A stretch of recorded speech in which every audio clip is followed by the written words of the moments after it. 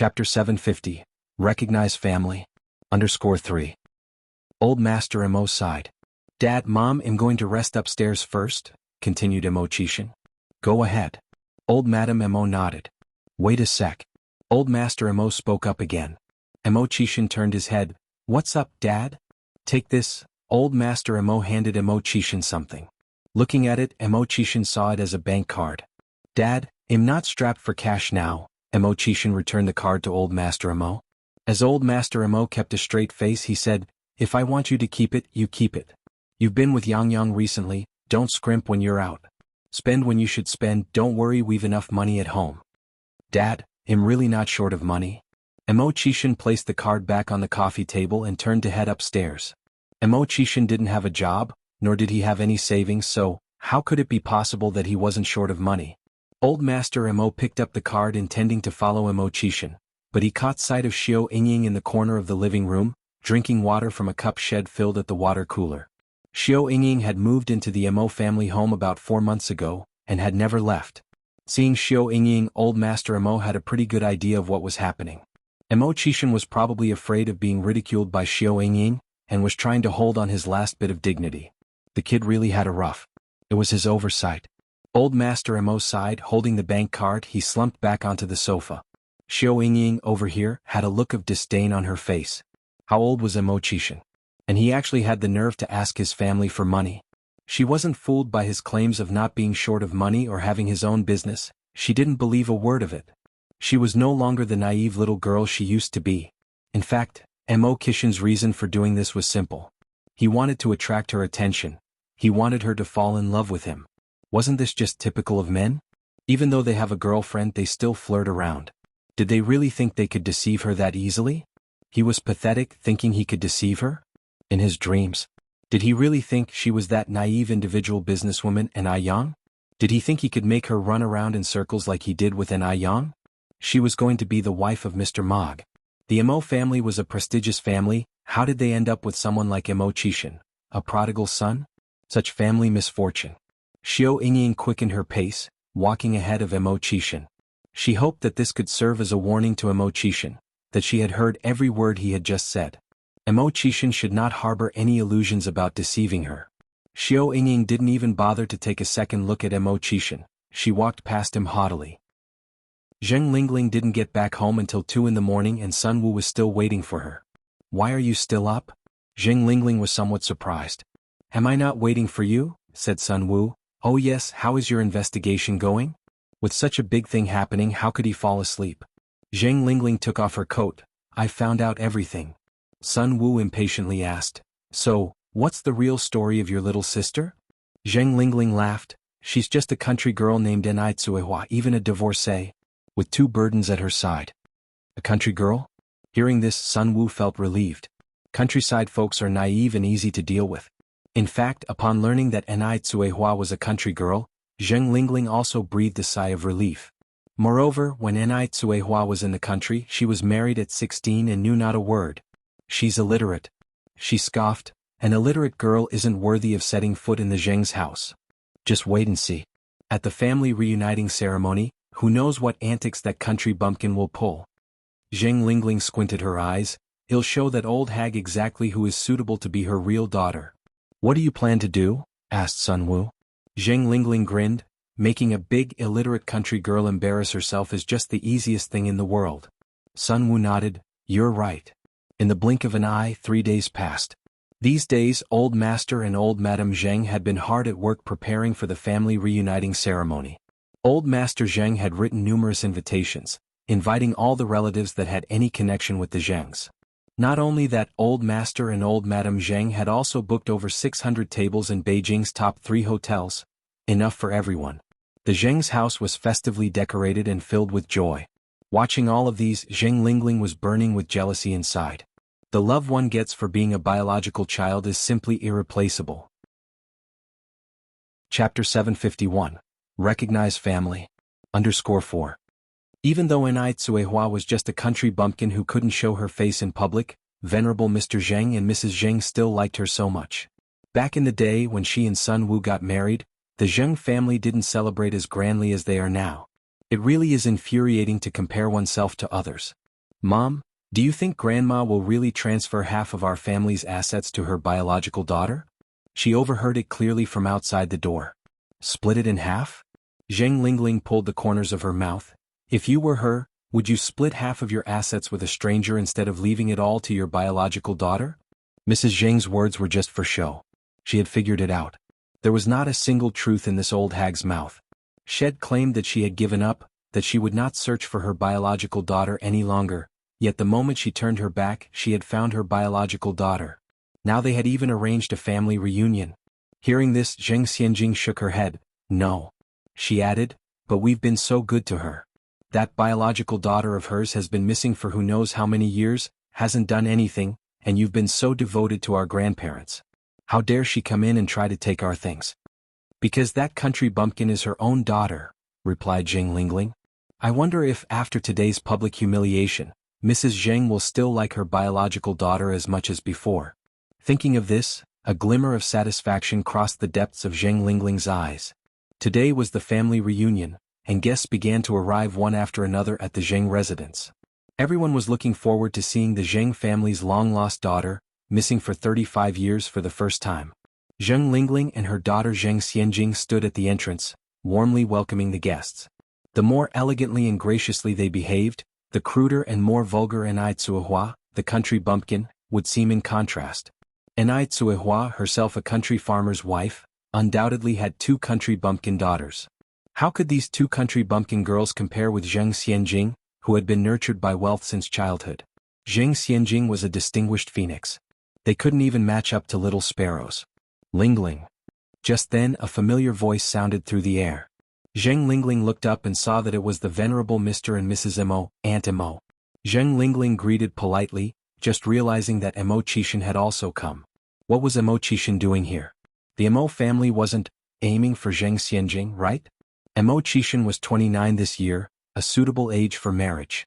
However, the Mo family should understand, even if they considered it with their toenails, that Mo Qishan is not good enough for Zheng Xianjing.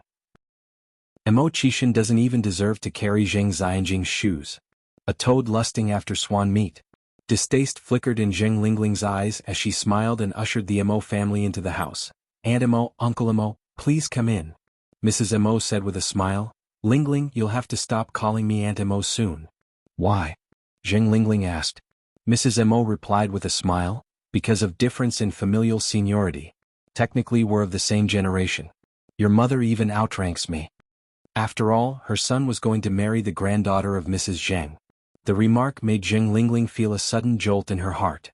Damn it. Could it be that the two old folks had already agreed to Mo Qishan's proposal for Zheng Xianjing? What's the meaning of this? Does this mean that since Zheng Xianjing isn't their biological granddaughter, she should be married to a wastrel? Why should it be so? How dare Mrs. Zheng bypass her and make this decision on behalf of Zheng Xianjing? She wouldn't accept it no matter what.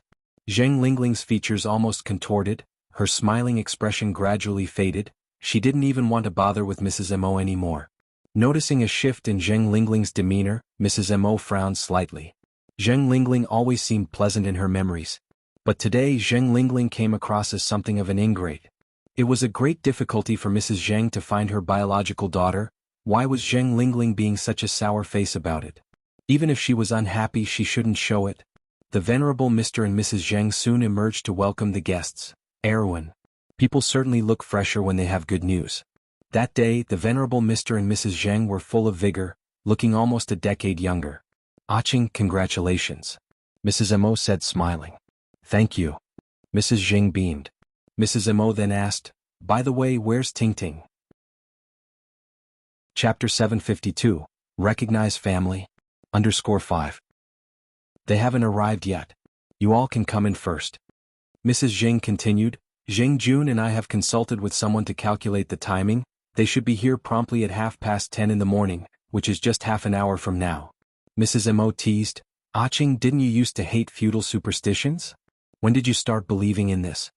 When a person is alone, they can fear nothing and believe in nothing, utterly unrestrained. However, as soon as one has attachments, the fear starts creeping in. You love to tease people. Mrs. Zheng laughed. Mrs. Mo looked at Mrs. Zheng and sighed. Aching, it has been over 30 years since I last saw you laugh so freely. The smile remained on Mrs. Zheng's face, Isn't that the truth? In the blink of an eye, over 30 years have passed. Mrs. Mo looked at Mr. Zheng, feigning surprise. Eh? Zheng Jun, how have you managed to make time to come out of your mini skyscraper today? Aren't you tending to your beloved plants? Mr. Zheng chuckled awkwardly. The group of them, laughing and chatting, entered the house. Zheng Lingling, standing outside the door, felt the anger pressing down in her heart. She couldn't muster a smile for anyone she met. Lingling, what's the matter with you? This is a day of joy, why are you wearing such a serious expression? A reproachful voice filled the air. Aunt Jiang. Seeing Dr. Jiang, the anger on Zheng Lingling's face lessened slightly. She pushed Jing Xianjing, standing beside her. Xianjing, didn't you see your Jiang grandma has arrived? Hello, Grandma Jiang. Jing Xianjing responded casually. Dr. Jiang's face was filled with affection. Good girl? Dr. Jiang said earnestly. Lingling, today is a joyful day for your family. What's with this long face you're pulling? If others who aren't aware of the situation see this, they might think you hate your soon-to-be sister. If your mother hears about this, what will she think? Problems can be sorted out after the reunion ceremony today. You're a good child, you can't embarrass your parents. These words from Dr. Jiang seemed to awaken Zheng Lingling, who promptly responded, Yes, Aunt Jiang, I understand. Having said that, a smile returned to her face. Dr. Jiang nodded in satisfaction. Lingling, as long as you understand. Has your sister arrived? Not yet. Zheng Lingling shook her head. Oh.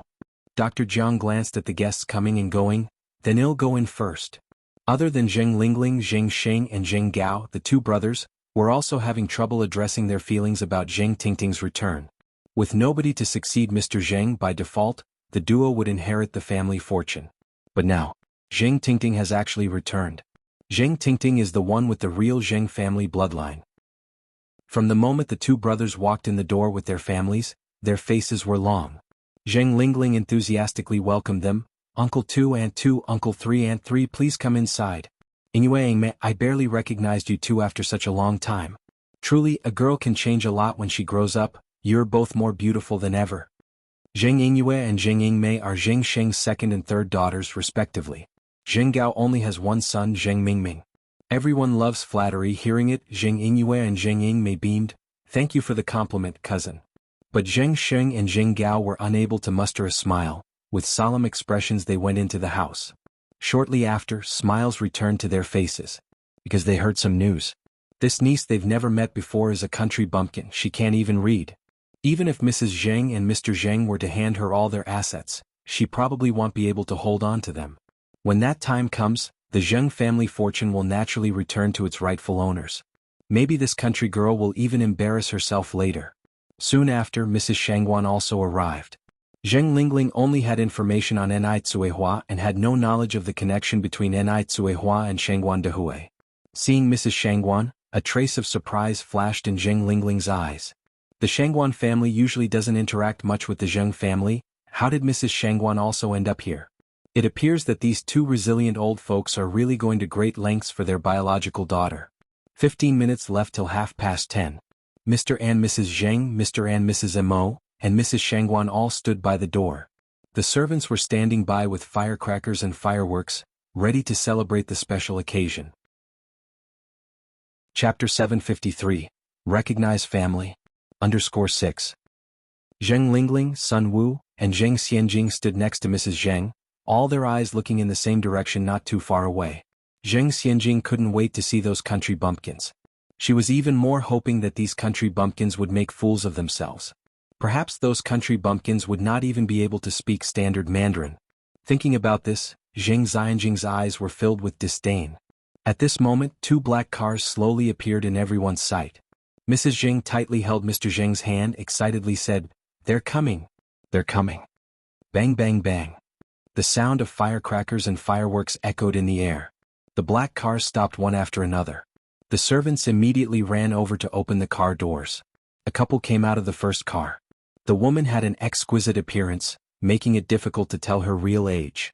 The man next to her was tall, wearing glasses, emitting a scholarly fragrance, and holding a child about 2 to 3 years old in his arms. This couple is Shangguan Dehui. This was Shangguan Dehui, but who was the woman standing next to him? This was clearly the Zheng family's reunion event. What was Shangguan Dehui doing here? For a moment, Zheng Lingling was a bit taken aback. The second car brought out 2 men and 2 women. Among them 3 were young people and a middle-aged woman who looked to be in her 40s or 50s. Zheng Xianjing recognized 2 of them as Shangguan Su and Shangguan Shi. The person in the middle with outstanding looks and cool temperament was unmistakably Ni Yang. Ni Yang? Why was she here too? She didn't recognize the middle-aged woman. Each one of these people was extraordinary, not one resembled the rural folk she had imagined in her mind. What on earth was happening? By the time the mother and daughter could react, Mr. and Mrs. Zheng were already introducing them to everyone. Lingling, Sun Wu, this is your sister Tingting, this is your brother-in-law Shangguan Dehui, and this is Tingting's sworn sister Qinggui. You must thank Qinggui who has taken care of your sister over these past 2 years in Beijing. Initially, Ni Qinggui didn't plan on coming, but Ni Tsuehua insisted that she should. Ni Tsuehua is not an ungrateful person. Since she decided to treat Ni Qinggui as her sister, she would treat her as sister for the rest of her life. Hearing this, Zheng Lingling was stunned. Zheng Lingling had expected to see a coarse and ugly rural woman, but reality had given her a hard slap on the face. The country bumpkin in her eyes turned out to be Shangguan Dihui's wife. And she was so beautiful. Sister Tingting, brother-in-law, and Sister Qinggui, nice to meet you. Zheng Lingling tried to calm down and greeted them with a smile. Ni Tsuehua said with a smile, Sister Lingling, thank you and brother-in-law for taking care of Mom all these years. You have worked hard. Taking care of Mom is my responsibility, Sister Tingting, you're too polite. Is this Ni Tsuehua already itching to assert her authority? At that moment, Zheng Lingling narrowed her eyes, as if she had suddenly remembered something. That's right. She seemed to have seen Ni Tsuehua before. It was 2 years ago during the New Year. The memories in Zheng Lingling's mind became clearer and clearer. No wonder when she first laid eyes on Ni Tsuehua and her daughter, she had a vague sense of impending crisis. 2 years ago, when Ni Tsuehua had just arrived in Beijing, she exuded a certain shabbiness that betrayed her humble origins. That must have been why Zheng Lingling didn't give her any importance. Unexpectedly, in the span of 2 years, there had been such a tremendous change in Ni Tsuehua. If she had known, she wouldn't have allowed Ni Tsuehua the chance to stay in Beijing. She was full of regret. Zheng Lingling looked at the radiant Ni Tsuehua, her regret so deep it was as if her intestines were turning green. Ni Qinggui watched Zheng Lingling, his brows furrowed subtly. Zheng Lingling seemed enthusiastic, but her words were far from cordial. It appeared he needed to warn Ni Tsuehua. Madame Zheng then introduced Zheng Xianjing to everyone. Xianjing, this is your oldest cousin, Xiaoshu, this is your cousin Xiaoxi, this is your second cousin Yang Yang, and this little one in my arms is your youngest cousin Yun Yun. Zheng Xianjing never expected that Ni Yang would turn out to be her cousin. Even more surprising was the fact that Ni Yang's mother was Madame Zheng's long-lost daughter. What right did a small-time trader like Ni Yang have to be her cousin? Zheng Xianjing was extremely uncomfortable, but she still put on a polite smile and greeted everyone, cousin, cousin, second cousin, little cousin. Ni Yang, who had previously engaged with Zheng Xianjing a few times, knew that Zheng Xianjing wasn't as gentle and kind as she appeared, smiling said, Cousin, we meet again. Shangguan, she exclaimed in surprise, Yang Yang, you've met Xianjing before? Ni Yang nodded, a few times. Shangguan, she replied, that really is fate. Ni Yang's mouth teased into a modest smile, indeed it is fate. Zheng Xianjing clenched her hands tightly hidden inside her sleeves. Was Ni Yang deliberately provoking her? Just then Madame Zheng led Mo Qishan over. Look at my forgetful brain, there's one more person I need to introduce. Lingling, this is Yang Yang's boyfriend. Mo Qishan stood next to Ni Yang, politely greeting everyone. Initially he and Zheng Lingling were of the same generation, but now he was a generation lower and had to call Zheng Lingling auntie. Upon hearing this, half of the anger that Zheng Lingling had suppressed in her heart instantly vanished. So this useless Mo Qishan was Ni Yang's boyfriend. A broken donkey covered in a straw mat also needs a good saddle, it seems. Hearing this, scorn flashed in Zheng Xianjing's eyes. So what if Ni Yang was beautiful? In the end, Shed still ended up with that useless Mo Qishan. The group then entered the hall. The Zheng family's relatives all gathered around. They were all extremely curious about what Madame Zheng's daughter, who had been missing for over 30 years, looked like. They were especially intrigued upon hearing that Zheng Tingting had grown up in the countryside and was illiterate. Yet, the family before them didn't look like they were from the countryside at all. Ni Yang followed behind Madame Zheng, quickly recognizing all her great aunts and uncles. When everyone learned that Mo Qishan was Ni Yang's boyfriend, They had complicated expressions in their eyes. But Ni Yang didn't mind at all, and neither did Mo Qixin. Mom, what are we going to do now? Zheng Xianjing went to Zheng Lingling's side and asked in a low voice. They were originally waiting to see Ni Cuihua make a fool of herself in front of everyone. But Ni Cuihua's elegance, poise, and outstanding demeanor made it impossible for them to find fault with her. Zheng Lingling patted Zheng Xianjing's hand and reassured her in a whisper. Even if a bumpkin is wrapped in a bowtie skin, no matter how well she behaves, she is still an illiterate bumpkin inside. Don't worry, the good show is yet to begin. Chapter 754, Self-inflicted _1 Zheng Xianjing watched Ni Yang, who was surrounded by the crowd, a strong tint of jealousy flashing in her eyes. She just couldn't keep it down. Ni Yang was too exceptional. She was merely wearing a plain white cheongsam with a light purple coat draped over it, but she still managed to dazzle everyone. Zheng Xianjing had even heard such comments. The Zheng family's own granddaughter is really different. Even though she grew up in the countryside, her temperament is still so good. Can anyone compare to the real family? Exactly. This legitimate Zheng family's Missy is really beautiful. It seems that the weather in Sijio City is going to change again. Everyone was focused on Ni Cuihua and her daughter Ni Yang, who more noticed the Zheng family's adopted daughters, Zheng Lingling and Zheng Xianjing? The more Zheng Xianjing listened, the uneasy she felt. It was unbearable. On the first day Ni Yang returned, she stole all her limelight. If this continued, how could she ever have a future in the Zheng family? Despicable woman. Despicable woman. After all, she was the only granddaughter of the Zheng family. Xianjing, don't worry. Zheng Lingling took Zheng Xianjing's hand. Mother won't let them steal what belongs to us, no matter if it's Ni Yang or Ni Cuihua. They are not qualified to compete with you, they are merely stepping stones for you. Yes. Zheng Xianjing nodded, feeling a bit better. Lingling. Dr. Jiang appeared behind Zheng Lingling unknowingly. Aunt Jiang. Zheng Lingling quickly composed herself. Dr. Jiang looked at the vibrant Mrs. Zheng in the distance and asked, "The medicine I gave you last time, have you been giving it to your mother these days?" "I have." Zheng Lingling nodded, "I gave it to her personally." Dr. Jiang smiled and said, "Well, then the medicine is really effective, your mother seems much better." Zheng Lingling turned her gaze to Mrs. Zheng. Among the crowd, Mrs. Zheng was laughing and chatting with everyone, without even panting. Everyone knew that previously Mrs. Zheng had a persistent cough, which would flare up just from speaking a single sentence. These days Mrs. Zheng's condition has shown unbelievable improvement. Zheng Lingling's eyes narrowed, yet she still smiled and said, "Thanks to Aunt Jiang's remarkable medical skills.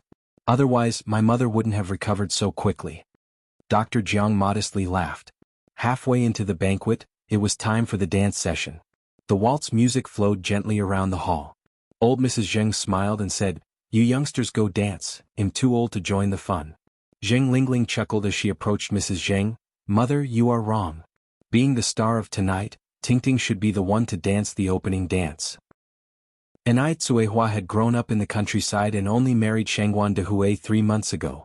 Asking Ni Cuihua to perform the opening dance was Zheng Lingling's devious plan to make her look foolish. As an uncultured country woman with no place in high society, Ni Cuihua would surely make a spectacle of herself on the dance floor. "Since sister is so kind, we won't refuse." Shangguan Dehui led Ni Cuihua to the center of the dance floor. As the music played, they began to dance. Not only could Ni Cuihua dance, but also she danced very elegantly. One after another, applause echoed around them. Thunderous. Watching Ni Cuihua in disbelief, Zheng Lingling's face twisted almost beyond recognition. She could actually dance. A country woman could actually dance. "Yang, shall we dance too?" Mo Qixin extended his hand towards Ni Yang. "Sure." Ni Yang took off her coat and placed her hand in Mo Qixin's. With beautiful, elegant dancing steps, the graceful waist of hers seemed to be made of willow, boneless and delicate. Such a dance performance, even professional dancers couldn't compare. This beautiful dance, contrasted with the cheongsam, was unique throughout the city. That woman in the cheongsam is old Mrs. Zheng's biological granddaughter, right? Yes, it's her. Oh my gosh, she is amazing. She's way prettier than Zheng Xianjing. Listening to these words, Zheng Xianjing squeezed her fists and trembled in rage. Why Ni Yang? Why could she take away all her glory? Mother, didn't you say we could watch them make a fool of themselves? Zheng Xianjing approached Zheng Lingling, grinding her teeth as she spoke.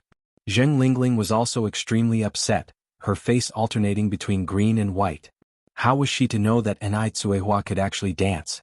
Could it be taught by Shangguan Dehui? Did she just lose what she tried to steal?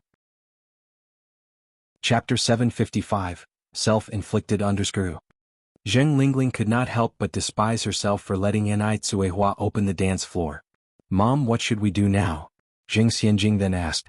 With such a grand kinship identification party held today, where could their family of three ever stand in the future? Don't act rashly, just watch for changes. Zheng Lingling suppressed the anger in her heart. Having struggled for so many years in the upper class, Zheng Lingling certainly knew that she couldn't be too impulsive at such a time. Sometimes being too impulsive could not only fail to achieve one's goal, but also bring trouble to oneself. Zheng Xianjing bit her lip. Are we just going to let them take center stage? She simply found it unbearable. Usually, when the Zheng family hosted banquets, many eligible bachelors would invite her to dance and then take the opportunity to strike up a conversation. But today, not a single person came over to invite her to dance. Not to mention striking up a conversation. With Nai Yang, the legitimate granddaughter of the Zheng family present, what did she, the daughter of an adopted daughter, amount to? Zheng Xianjing grew increasingly indignant.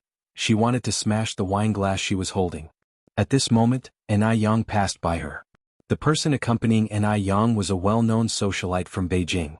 Back when she was the only granddaughter of the Zheng family, at every Zheng family banquet, this woman would hover after her.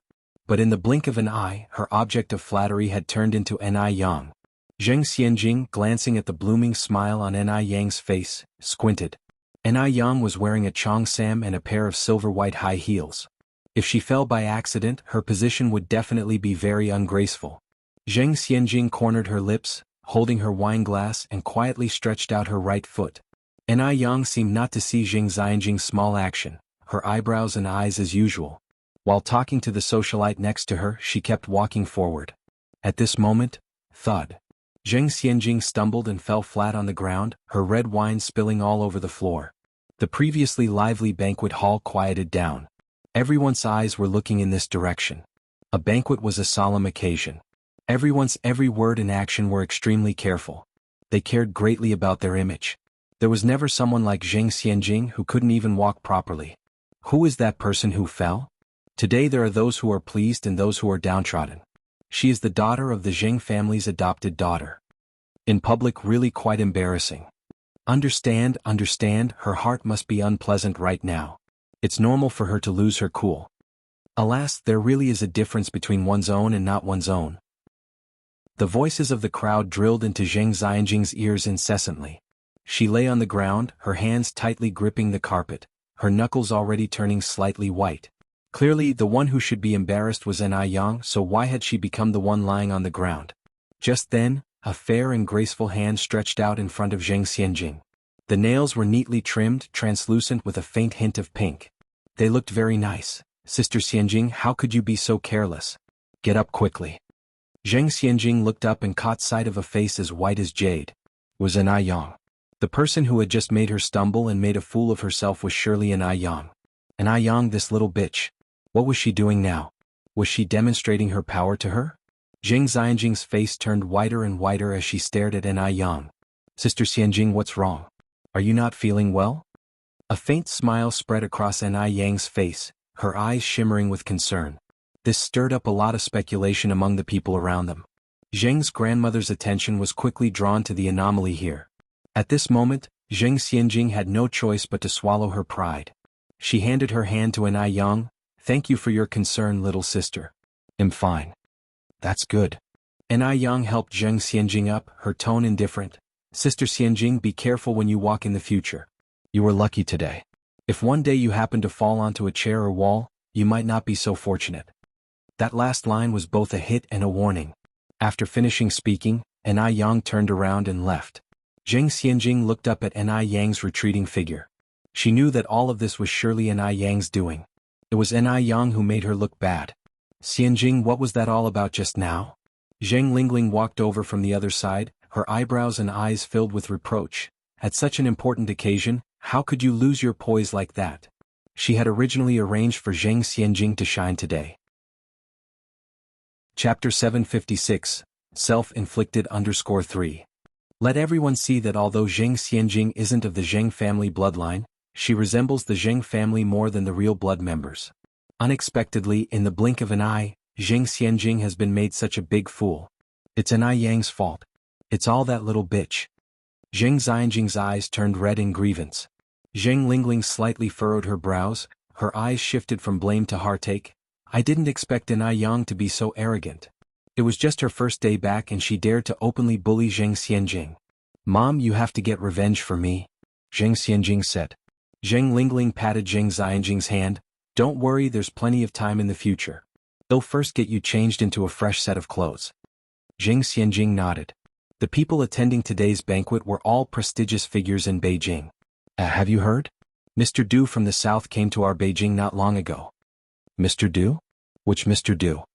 From the way you're talking, how many people are worthy of being called Mr. Du? After hearing that, the person gasped, Is it Mr. Du from the 10 Miles Casino? Exactly. The master who rules the 10 Miles Casino. When Zheng Xianjing walked out after changing her clothes, she heard this conversation. She instinctively slowed down her steps. She also knew a bit about the Mr. Du from the 10 Miles Casino. She heard about him when she was sitting in the tea house, listening to the storytelling. Mr. Du was indeed a big shot who had risen from a sea of blood and carnage. It was said that he was over 30 this year without a wife or children, although he did have 2 concubines. In ancient times, having a concubine also meant having a mistress. Now the term concubine no longer exists in China. However, Mr. Du had long renounced his Chinese citizenship, so the monogamy law of China could not restrain him.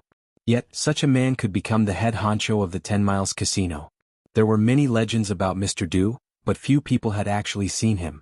Zheng Xianjing didn't expect that Mr. Du would come to Beijing. If she had the chance to get close to him, it would certainly catch everyone's attention. Zheng Xianjing was lost in her thoughts. Although she wholeheartedly wanted to marry Mr. Mog, it wouldn't affect her mingling with other big shots.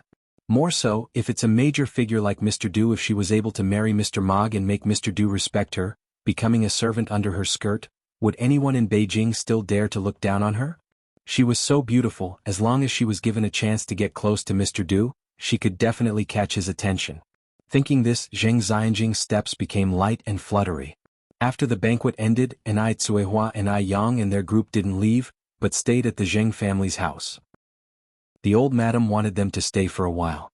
She had been separated from Ai Cuihua and her daughter for so many years, and now that they had finally recognized each other, it was of course time to reconnect. The old madam asked a servant to bring Zheng Suyu down from upstairs. Ting Ting, this is your Aunt Suyu. The old madam pulled on Zheng Suyu's hand, tears in her eyes. Suyu, Ting Ting has come back. Zheng Suyu laughed. Ting Ting, Ting Ting? What's up with Aunt? Seeing that Zheng Suyu's expression was a bit off, Ai Cuihua turned her head to look at the old madam.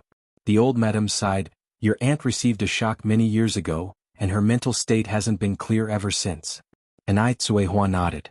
Shengguan Dehui looked at Zheng Suyu, his eyes full of disbelief. Years ago, when he was still a child, he had seen Zheng Suyu a few times. At that time, Zheng Suyu was young and promising, a famous talent. She was always surrounded by a group of scholars. She was really high profile and was a legend in their circle. Who would have thought that things change over time? The talented woman of decades ago had now become like this. Now Zheng Suyu was disheveled, skinny, and had a vacant look in her eyes, her past glory nowhere to be seen. If not for seeing it with his own eyes, who would believe that this woman was once the highly talented figure of the past? Who knows what Zheng Suyu had really been through? Shengguan Dihui's eyes were full of pity. The old madam said again, Yang Yang Xiaoxi Xiaoshu, come over here and say hello to your great aunt. At her words, Ai Yang, Shangguan Shi and Shangguan Su came over. The 3 of them politely greeted their great aunt. Zheng Suyu began spinning excitedly. Ha! I'm a great aunt. I'm a great aunt. The great aunt is here. Suddenly, her face turned pale as if she had seen something terrifying. She screamed in horror. Ah! A ghost. A ghost is coming to kill me. Please don't kill me. Let me go. Chapter 757, Self-inflicted_4. Ah! Let go of me. Let me go. Zheng Suyu started running around the living room, as if something was really chasing her from behind. The furnishings in the room were knocked about by her, falling to the ground with a clatter. It was Shangguan Zai's first time encountering such a patient, and she was so scared that she hid behind Shangguan Su. Zheng Suyu in this state was indeed somewhat frightening. Little Ni Yun stopped playing with his toys and ran to Shangguan Dehui, asking him for a hug. Old Mrs. Zheng hurriedly said to a servant, "Mama Wu, quickly bring Suyu's sedative, we don't want her to scare the children." Zheng Suyu's condition would fluctuate, sometimes failing to recognize even her own family during her fits, at times even resorting to violence. This was also why old Mrs. Zheng did not let her attend the banquet today. Mama Wu quickly went upstairs to get the medicine. Zheng Xianjing leaned against the railing on the third floor, watching the scene unfold below with a look of anticipation and excitement. Let the chaos ensue. I hope Zheng Suyu will lose her mind and kill everyone downstairs. Just then Ni Yang looked up and suddenly made eye contact with Zheng Xianjing upstairs. Their eyes met, hers were bright, yet wild. Zheng Xianjing felt inexplicably flustered and hastily looked away. Ni Yang narrowed her eyes slightly, a thought flickering in the depths. Zheng Xianjing. What was she panicking about? Just then a pair of hands tightly clamped onto Ni Yang's shoulders, violently shaking her. "You're a ghost. You're a ghost. I'm going to kill you." Everyone in the room was startled by Zheng Suyu's action. However, looking at Ni Yang, there was no trace of panic in her face. She grabbed Zheng Suyu's wrist with one hand, and with the other took a golden needle from her acupuncture bag and gently pricked Zheng Suyu's Laogong acupoint. "Madam, please calm down." The next second, Zheng Suyu indeed quieted down. Ni Yang sat Zheng Suyu down on the sofa and asked, Granny Zheng's illness is acquired, right?" "Right." Old Mrs. Zheng nodded. Old Master Zheng suddenly thought of Ni Yang's impressive medical skills and asked, Yang, do you believe you can help Granny Zheng regain her sanity?" Ni Yang shook her head.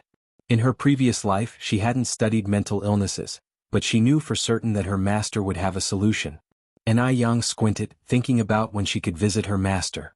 In this life, her senior brother had not met an ill fate, and her master and his wife must be living happily. Old Master Zheng then asked, "So how did you calm Granny Zheng down?" Just a moment ago, Zheng Suyu was terribly agitated, and the next she quieted down. Even with regular medicine the effect wouldn't be so immediate. Ni Yang held up Zheng Suyu's right hand. "This is the Laogong acupoint. Inserting a golden needle into this point has a calming effect." Since ancient times, the Laogong acupoint has been known to medical experts as a crucial point for treating mental and heart diseases. Acupuncture on it could alleviate conditions such as depression, irritability, and nervous breakdowns. The hope in old Master Zheng's eyes dimmed. "So that's how it is." Ni Yang added, "Grandpa, don't worry. Since Granny Zheng's disease is acquired, there must surely be a cure." Old Master Zheng nodded. Just then Zheng Lingling came down from upstairs, laughing as she said, "Children, I have prepared your rooms, come with me." Shangguan Shi and Shangguan Su did not originally intend to stay at the Zheng family's house. But today was the first day that Ni Tsuehua had returned to her ancestry. If they didn't stay over even for a night, it might invite unnecessary gossip from outsiders, so they decided to stay. "Thank you, Auntie," Ni Yang politely thanked them. The three of them followed Zheng Lingling upstairs. The room of Ni Tsuehua was personally prepared by old Mrs. Zheng at the top floor where the lighting was the best. The room was always reserved for Ni Tsuehua. In the evening, Ni Yang lay in bed, unable to sleep despite tossing and turning. Seemingly peaceful on the surface, the Zheng family concealed a crisis within.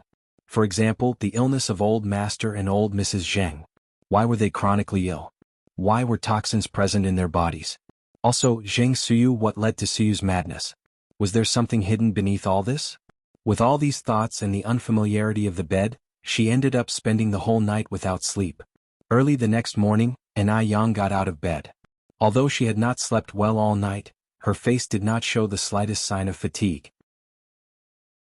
Chapter 758, Self-Inflicted _5. Wearing a simple cheongsam paired with an overcoat, her hair cascaded down her back, with a clip of the same color as the cheongsam holding back a strand at her ear. She was a sight to behold. Yang is up," Zheng Lingling, who was preparing breakfast, warmly greeted Ni Yan as she came in. She showed no traces of dislike for Ni Yang, her eyebrows were brimming with affection. Ni Yang greeted her cheerfully, "Good morning, Auntie." "Good morning," Zheng Lingling chuckled. "Not only are you a beauty, but your words are also as sweet as honey. Unlike our Xianjing, who's a bit aloof. She's not particularly good-looking and isn't quite the charmer either. Her introverted demeanor is really baffling." With her silver tongue, Zheng Lingling could make the dead come alive and make the living dance to her tunes, leaving them utterly confused. If the person in front of her wasn't an Ai Yang, they would have surely dropped all their defenses. An Ai Yang lightly hooked the corner of her mouth, her dimples barely visible. "Auntie, you're being too modest about Sister Xianjing. She's quite an incredible person as well." Zheng Lingling narrowed her eyes. An Ai Yang was indeed no easy target. Ordinary teenagers hearing such pleasant words would have been completely disoriented. But not an Ai Yang, she managed just fine. Soon Shangguan Su and Shangguan Shi got up as well. From Shangguan Zu's perspective he could see an Ai Yang's profile. Sitting at the dining table, she wasn't adopting the poised posture that most young ladies from big families did. Instead, she sat with her left leg crossed over her right, exuding casual confidence. Her cheongsam had been amended, with a slit that wasn't too high, revealing a graceful calf that was dazzlingly white. Looking up, there was her uniquely delicate face. The shadows cast by her curled eyelashes on her nose bridge were fan-like. Her lips were red, echoing the clip by her ear. Such a person would attract attention wherever she went. "Yang, why did you get up so early?" Shangguan Shi skipped over and sat next to an Ai Yan. Shangguan Su looked away distastefully. An Ai Yang laughed. "It's not that early, you two are up too, aren't you?" Shangguan Shi giggled. "Well, we have work, but you don't." As she spoke, she noticed Zheng Lingling emerging from the kitchen and quickly greeted her. "Good morning, Auntie." Zheng Lingling smiled. "Oh, Xiaoxi and Xiaoshu, you're both up. How did you sleep last night?" Shangguan Shi replied. "Thank you for your concern, Auntie, we slept really well." Soon the elders Zheng and his wife, Anai Tsuehua, and Shangguan Dehui joined them for breakfast. It was a full house at the Zheng family's dining table. It was the first time that the dining room was filled with so many people. The sight was overwhelming for the elderly Zhengs. They had been waiting for such a family reunion for many years. Now death would leave nothing to be regretted. Halfway through the meal, Mrs. Zheng finally noticed Zheng Xianjing's absence and asked, "Lingling, where is Xianjing?" Zheng Lingling replied, "I have no idea where that child is. She vanished early this morning, probably off somewhere to have fun. Mom, you needn't worry about her." Even though Zheng Lingling was smiling on the outside, inside she was cursing the old lady. "You old hag, only realizing Zheng Xianjing is missing now? Why couldn't you have waited until everyone finished eating before mentioning it?" Just then, a noise was heard from outside the door. Zheng Lingling looked up to see Zheng Xianjing walk in.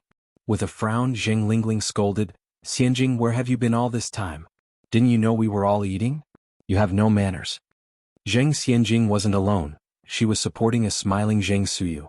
Looking a bit wronged, Xianjing replied, "Mother, when I got up this morning, I saw Grandma Suyu sitting alone on the couch. I decided to take her out for a walk. I'm sorry, I didn't mean to be late." Old Mrs. Zheng stood up. "Xianjing, you're a good girl. Quickly bring your grandma over for breakfast. Lingling, how can you scold the child like this? She was just being filial." Zheng Xianjing had always been kind-hearted and compassionate since she was a child. Zheng Xianjing led Zheng Suyu to sit at the table side. These days, Zheng Suyu couldn't eat on her own and needed assistance. Chapter 759, Self-Inflicted_6. Zheng Xianjing took the bowl and chopsticks from the servant's hand. "Let me feed Aunt Suyu." Zheng Suyu was restless while eating, often spraying food all over the person feeding her. In just a few minutes, Zheng Xianjing was sprayed twice. Fun. Fun. So much fun. Zheng Suyu clapped her hands joyfully. Zheng Xianjing didn't get angry, she calmly wiped the leftovers off her face with a handkerchief. Her lips still held a smile and she kindly said, "Aunt Suyu, you mustn't be naughty, we have to eat properly." Who else could tolerate such behavior from Zheng Suyu? Seeing Zheng Xianjing being so understanding, both the Zheng family's patriarch and matriarch were very reassured. Zheng Lingling unintentionally exchanged glances with Zheng Xianjing, and both saw the satisfaction in the other's eyes. An Ai Yang took a sip of milk, her gaze sweeping over everyone unnoticed. Is Zheng Xianjing really that kind? From what she knew of Zheng Xianjing, unless the sun rises from the west, Zheng Xianjing would certainly not be a person of goodwill. The Zheng family's water was too deep. She had to probe carefully to ensure that her grandparents could live their final years in peace.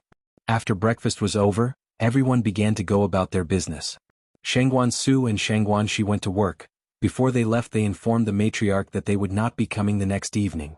Firstly, because it was inconvenient due to work, and secondly, there was a generational gap between them and the matriarch. Moreover, their paternal grandmother was still alive. How would it look if they always stayed at the Zheng family's house? and Yang left the house with Shangguan Su and Shangguan Shi. Shangguan Su asked, Yang, where are you going? I can drive you there.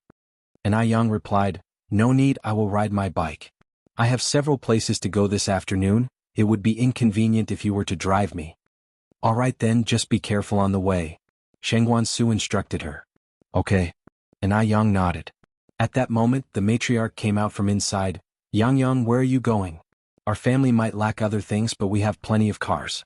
I can assign a driver to you and have them take you there.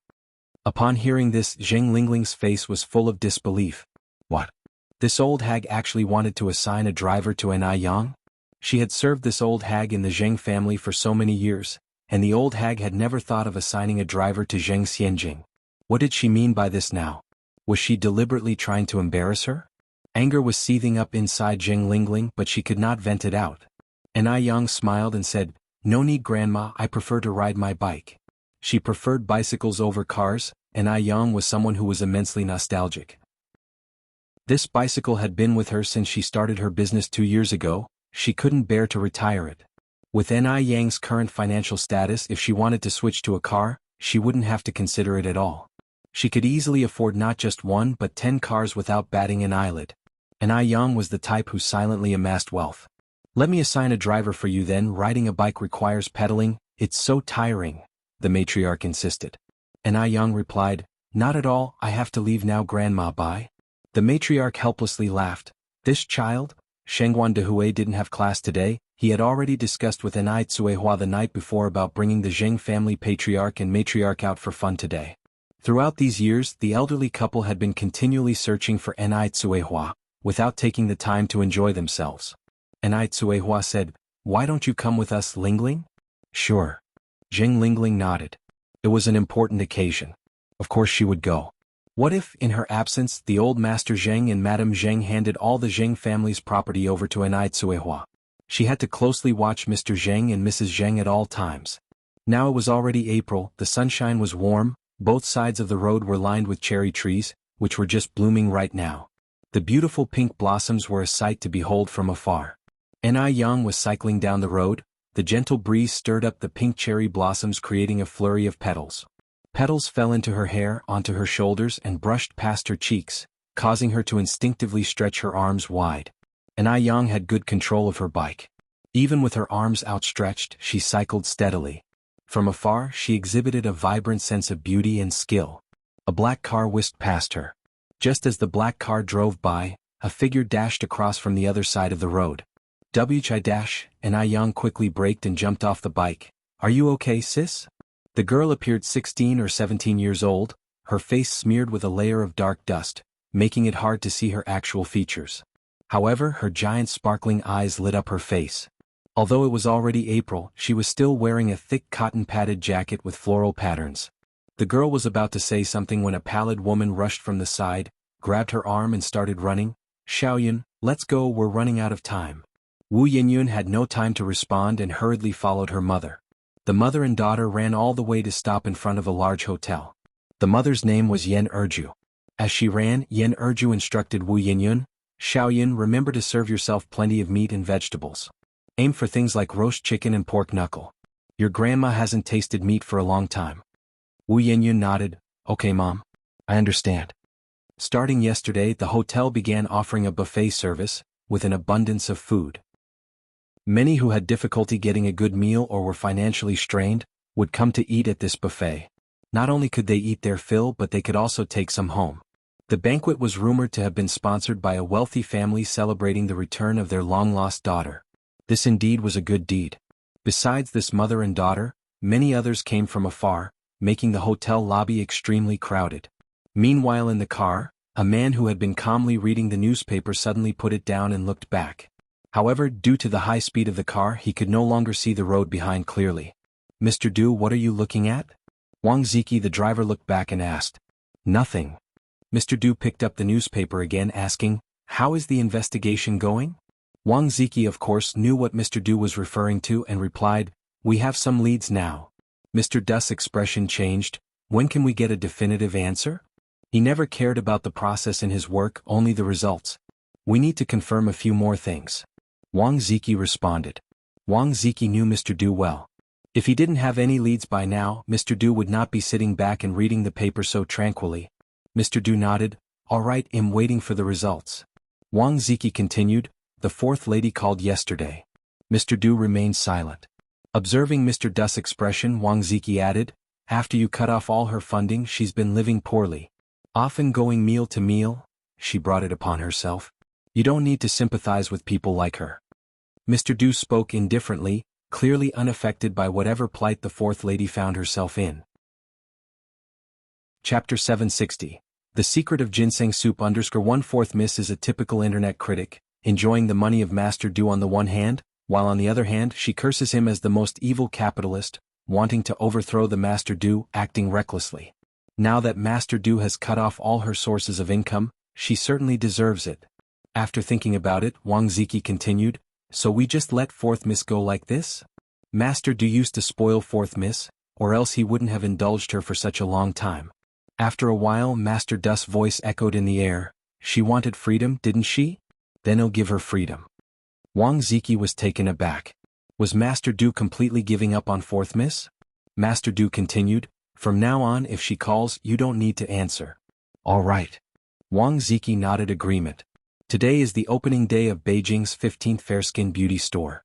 With great discounts and unlimited purchases of limited products today, as soon as the store opens, it is filled with people. The 5 employees simply couldn't keep up with the rush. Ai Yang put on her uniform and began working with the others. I want 10 sets of the Supreme Edition limited gift boxes. The Supreme Edition limited gift box costs 580 yuan each, but the rich people in Beijing can afford it.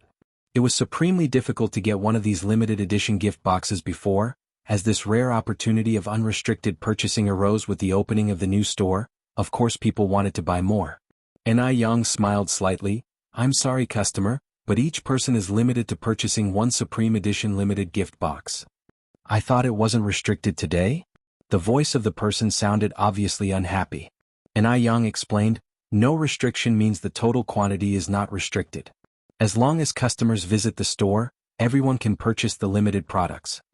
On a normal day, these limited edition products are only limited to 60 sets per month. Many people came hoping to buy them, but left with disappointment. Oh, is that so? Can I really buy 10 sets? Can't you make an exception for me, young lady? Ai Yang continued, I'm really sorry, these are the store's rules, I can't easily violate them. Your boss must be a fool then, doesn't even know when to make money. Give me one set. All right, please wait a moment. Ai Yang took out a set of Fair-Skin Beauty and handed it to her. Limited sales in the mall is called hunger marketing. As the saying goes, rarity is the most precious thing. If Fair-Skin Beauty had always been available without limitation, its sales would definitely not be as good as they are now. And being a limited sale give people a high-end feeling. Zheng Xianjing is also a loyal fan of Fair-Skin Beauty. A year ago her skin was very rough, and she needed foundation to cover up her flaws, but since she started using Fair-Skin Beauty, her rough skin problem has improved a lot. Even without makeup now, her skin is still glowing with hydration. Today is the grand opening of Fair-Skin Bowtie's new store, with unlimited supply of limited products. Of course Zheng Xianjing wouldn't miss it. Zheng Xianjing and her young friends came to the Fair-Skin Beauty store. This young friend was called Zhou Yi, Zheng Xianjing's college classmate. They also lived in the same dormitory and got along well. Wait a moment. Just as Zheng Xianjing was getting ready to go in, she spotted a familiar figure. What's wrong? Zhou Yi turned around questioningly. Zheng Xianjing carefully recognized the figure in the crowd. I think I see someone I know. Who? Zhou Yi asked. Zheng Xianjing continued, it's my new younger sister. Zheng Xianjing deliberately pronounced the 2 words younger sister with emphasis. To think that Ai Yang would actually work at Fair-Skin Beauty? What was going on? Zhou Yi then added, is it the younger sister who wants to compete with you for your family property? Yes. Zheng Xianjing nodded her head. Due to Zheng Xianjing's intentional vilification, Zhou Yi had a very bad impression of Ai Yang. Isn't your family quite rich? Why would your grandmother let her work? This is so embarrassing. Country folks are just country folks, even if they dress up in princess clothes, they don't look like princesses. Zheng Xianjing continued, she's doing it on purpose. What do you mean? Zhou Yi asked. Zheng Xianjing said, by doing this she just wants to get my grandmother's attention. You think if my grandmother sees her working here, she's bound to be heartbroken. As soon as my grandmother feels bad, Shall give her all the family property. By then there would be no share for me and my mother. The Zheng family is not lacking food and drink for Ai Yang, but Ai Yang is pretending to be pitiful and working outside. It's clearly on purpose. Chapter 761. The Secret of Ginseng Soup _2. Their cunning is truly deep. Zhou Yi exclaimed in surprise, "Oh my God! Your new sister has no shame at all. You and your mother have been taking care of your grandparents for such a long time. Even if you're not related by blood, your emotional bond is even stronger. How dare they sit idle and reap the benefits and try to steal from you?" Zheng Xianjing sighed helplessly. Zhou Yi continued, "Wait, I'll teach her a lesson for you." "Forget it." Zheng Xianjing held onto Zhou Yi's arm, pleadingly saying, "We would often run into each other, it wouldn't be good if things get too tense." Zhou Yi is someone who can't stand injustice, and Zheng Xianjing is her good friend. She can't stand Zheng Xianjing being bullied. "It doesn't concern you if I am the one who teaches her a lesson. You just wait here. It's the long-haired girl, right?" Zheng Xianjing nodded. Don't make a big scene, after all, she is still my sister." Zhou Yi, speechless, said, "What are you still considering at this point, sisterly affection?"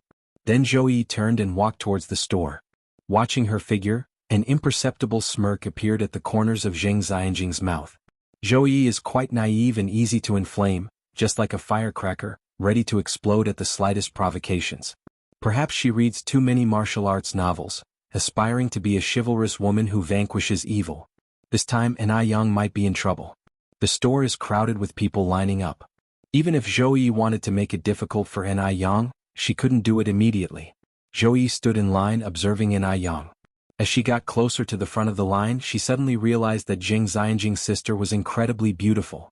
Her skin was as white as snow, lips red and teeth white. For all appearances and charm, even the dull uniform she wore couldn't hide her ethereal temperament. Every frown and smile was exceedingly eye-catching.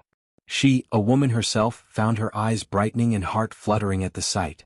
Because the store was so crowded, people bumped into each other, causing a glass bottle on the shelf to fall. The glass bottle was about to hit a little girl. Just as Zhou Yi was about to intervene, she saw a figure move faster than she could. The figure gently held the little girl in one arm and deftly caught the falling glass bottle in the other. Steady as a rock. Her posture was incredibly cool.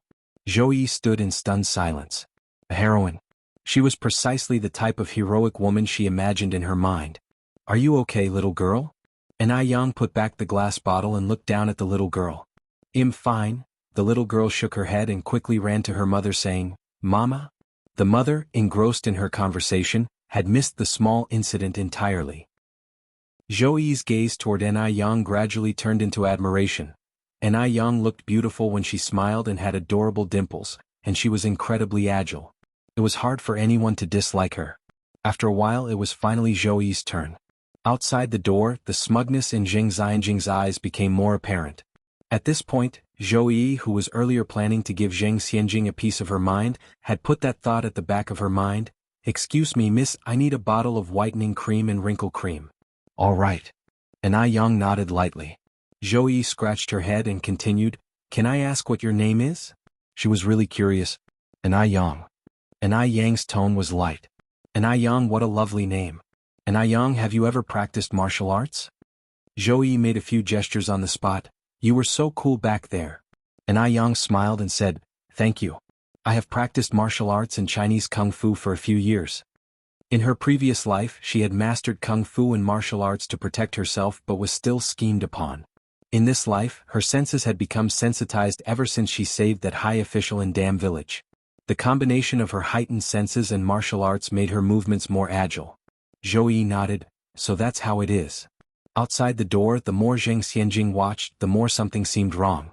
Didn't Zhou Yi go in to give Ai Yang a hard time? Why were they now having a pleasant conversation? What an idiot Zhou Yi was. What on earth was she doing? Zheng Xianjing's lips tightened. She was itching to rush in and slap Zhou Yi. Soon after, Zhou Yi walked back out, smiling broadly. "Xianjing, you must have misunderstood something. I think your new sister is quite nice. She's beautiful, handles things smoothly, and even her voice is pleasant. If I were you, I would be overjoyed to have such a fantastic sister." Chapter 762, The Secret of Ginseng Soup _3. Upon hearing this, shock flooded Zheng Xianjing's face. What in the world had happened? Why did Zhou Yi suddenly side with An Yang and speak up for her? Zheng Xianjing's complexion changed continuously. She sighed deeply, her face filled with bitterness. I knew this would be the outcome, she said dejectedly. What outcome? Zhou Yi asked. Zheng Xianjing responded with a bitter laugh. Just because she's pretty, everything she does is right? Well, I'm used to it. She was stepping back to move forward, shifting the hatred back onto An Yang. No, Zhou Yi continued, I didn't side with your sister because she's beautiful. I genuinely think she's a good person, not a bad one. Zheng Xianjing, her head lowered and filled with a sense of grievance, responded, You've truly been fooled by her. She's like a venomous snake in human skin. If you're not careful, she can deliver a lethal blow. You haven't spent time with her, so I can understand why you've been misled. Really? Zhou Yi squinted her eyes. She couldn't help but feel that An Yang was not that kind of person. Zheng Xianjing continued, Look at you now, even doubting my words. Think about it. We've been classmates for so long, when have I ever lied to you? Whatever, I give up. Zhou Yi said, This is too convoluted, it's giving me a headache. Anyway, I really like your sister. You dislike yours, I like mine, let's just keep it that way. Zheng Xianjing bit her lip hard, feeling intense resentment. Why? Why did An Yang get to snatch everything away from her? First, she took away her grandparents, and now she was even trying to take her best friend. At the Zheng family's home. The elderly Mr. and Mrs. Zheng hadn't had such fun in a long time. Even after coming back from the park, their faces still bore happy smiles. At that moment, the butler escorted Dr. Jiang inside. Madam, Dr. Jiang is here. Dr. Jiang inspected Mrs. Zheng's health every month and a half. Xiaoyan's here. Mrs. Zheng smiled at An Yang. Yang, come here. The last time there were too many people and I forgot to introduce you to Grandma Jiang. An Yang responded and approached her. Grandma Jiang. Dr. Jiang nodded and said, This child is really beautiful, Aching, just like you when you were young. Right? I think so too. The corners of Mrs. Zheng's eyes brimmed with warmth. An Tsuehua served a plate of fruits. Dr. Jiang, have some fruit. Mrs. Zheng said, Xiaoyan and I are lifelong best friends, Tingting, you should call her Aunt Jiang. All right. An Tsuehua looked up at Dr. Jiang. Aunt Jiang? She hadn't really paid attention to Dr. Jiang during the last familial reunion, but finding a closer look at her today, she found her strangely familiar. Very familiar. It was as if she had seen her somewhere before. An Tsuehua squinted her eyes but simply couldn't remember where she had seen Dr. Jiang before. Dr. Jiang subtly shifted her gaze away from An Tsuehua, placed her medical box on the tea table, and said to Mrs. Zheng, Aching, shall we start now? I heard from Lingling that you've been feeling much better recently. Mrs. Zheng nodded, Yes, I'm much better. Ever since she followed An Yang's advice, her cough had almost completely disappeared. Nowadays, the only reason she invited Dr. Jiang over was so that she wouldn't overthink. After all, Dr. Jiang was also her lifelong friend. Dr. Jiang put on her stethoscope, then examined Mrs. Zheng's tongue and eyes before saying, There's still some inflammation. They'll prescribe you some more medicine. All right. Mrs. Zheng nodded. Dr. Jiang took 2 small bottles of medicine out of her medical box and handed them to Mrs. Zheng. This capsule is to be taken once a day. The other one is to be applied externally, 1 patch on the belly button each day. Mrs. Zheng noted down the instructions carefully. As Dr. Jiang was about to leave, she bumped into Zheng Lingling, who was carrying a bowl of ginseng soup. Aunt Jiang's here. Lingling. Dr. Jiang walked over with a smile. No wonder I didn't see you inside, you were making ginseng soup for your mother. Lingling, you're such a filial child. Just then, bang. Dr. Jiang lost her footing, knocking over the bowl of ginseng soup in Zheng Lingling's hands. I'm sorry, Lingling. Did you get burnt? Dr. Jiang apologized immediately. My old age is affecting my vision. Sorry, Zheng Lingling frowned. It's fine, Aunt Jiang. It was just a couple of bowls of ginseng soup, doesn't matter. Chapter 763, The Secret of Ginseng Soup _4. Dr. Jiang squatted down to pick up the shards. Your mother's health has almost fully recovered. Drinking things like ginseng soup has more harm than good. You don't need to make it for her anymore. What? Zheng Lingling looked at Dr. Jiang, thinking she must have misheard. Dr. Jiang continued, Although ginseng is a great tonic, it is also a medicine. As the saying goes, even medicines can be harmful. In short, just listen to me. Zheng Lingling nodded, All right, Aunt Jiang. Dr. Jiang patted Zheng Lingling's arm, I'll be leaving then. Zheng Lingling quickly put down the shard she was holding, I'll walk you out. Dr. Jiang looked at the mess on the floor. No need, you carry on with your chores. Zheng Lingling quickly asked the servants to mop up the spilled soup from the floor. Ni Yen was standing behind a large antique vase, observing the whole scene.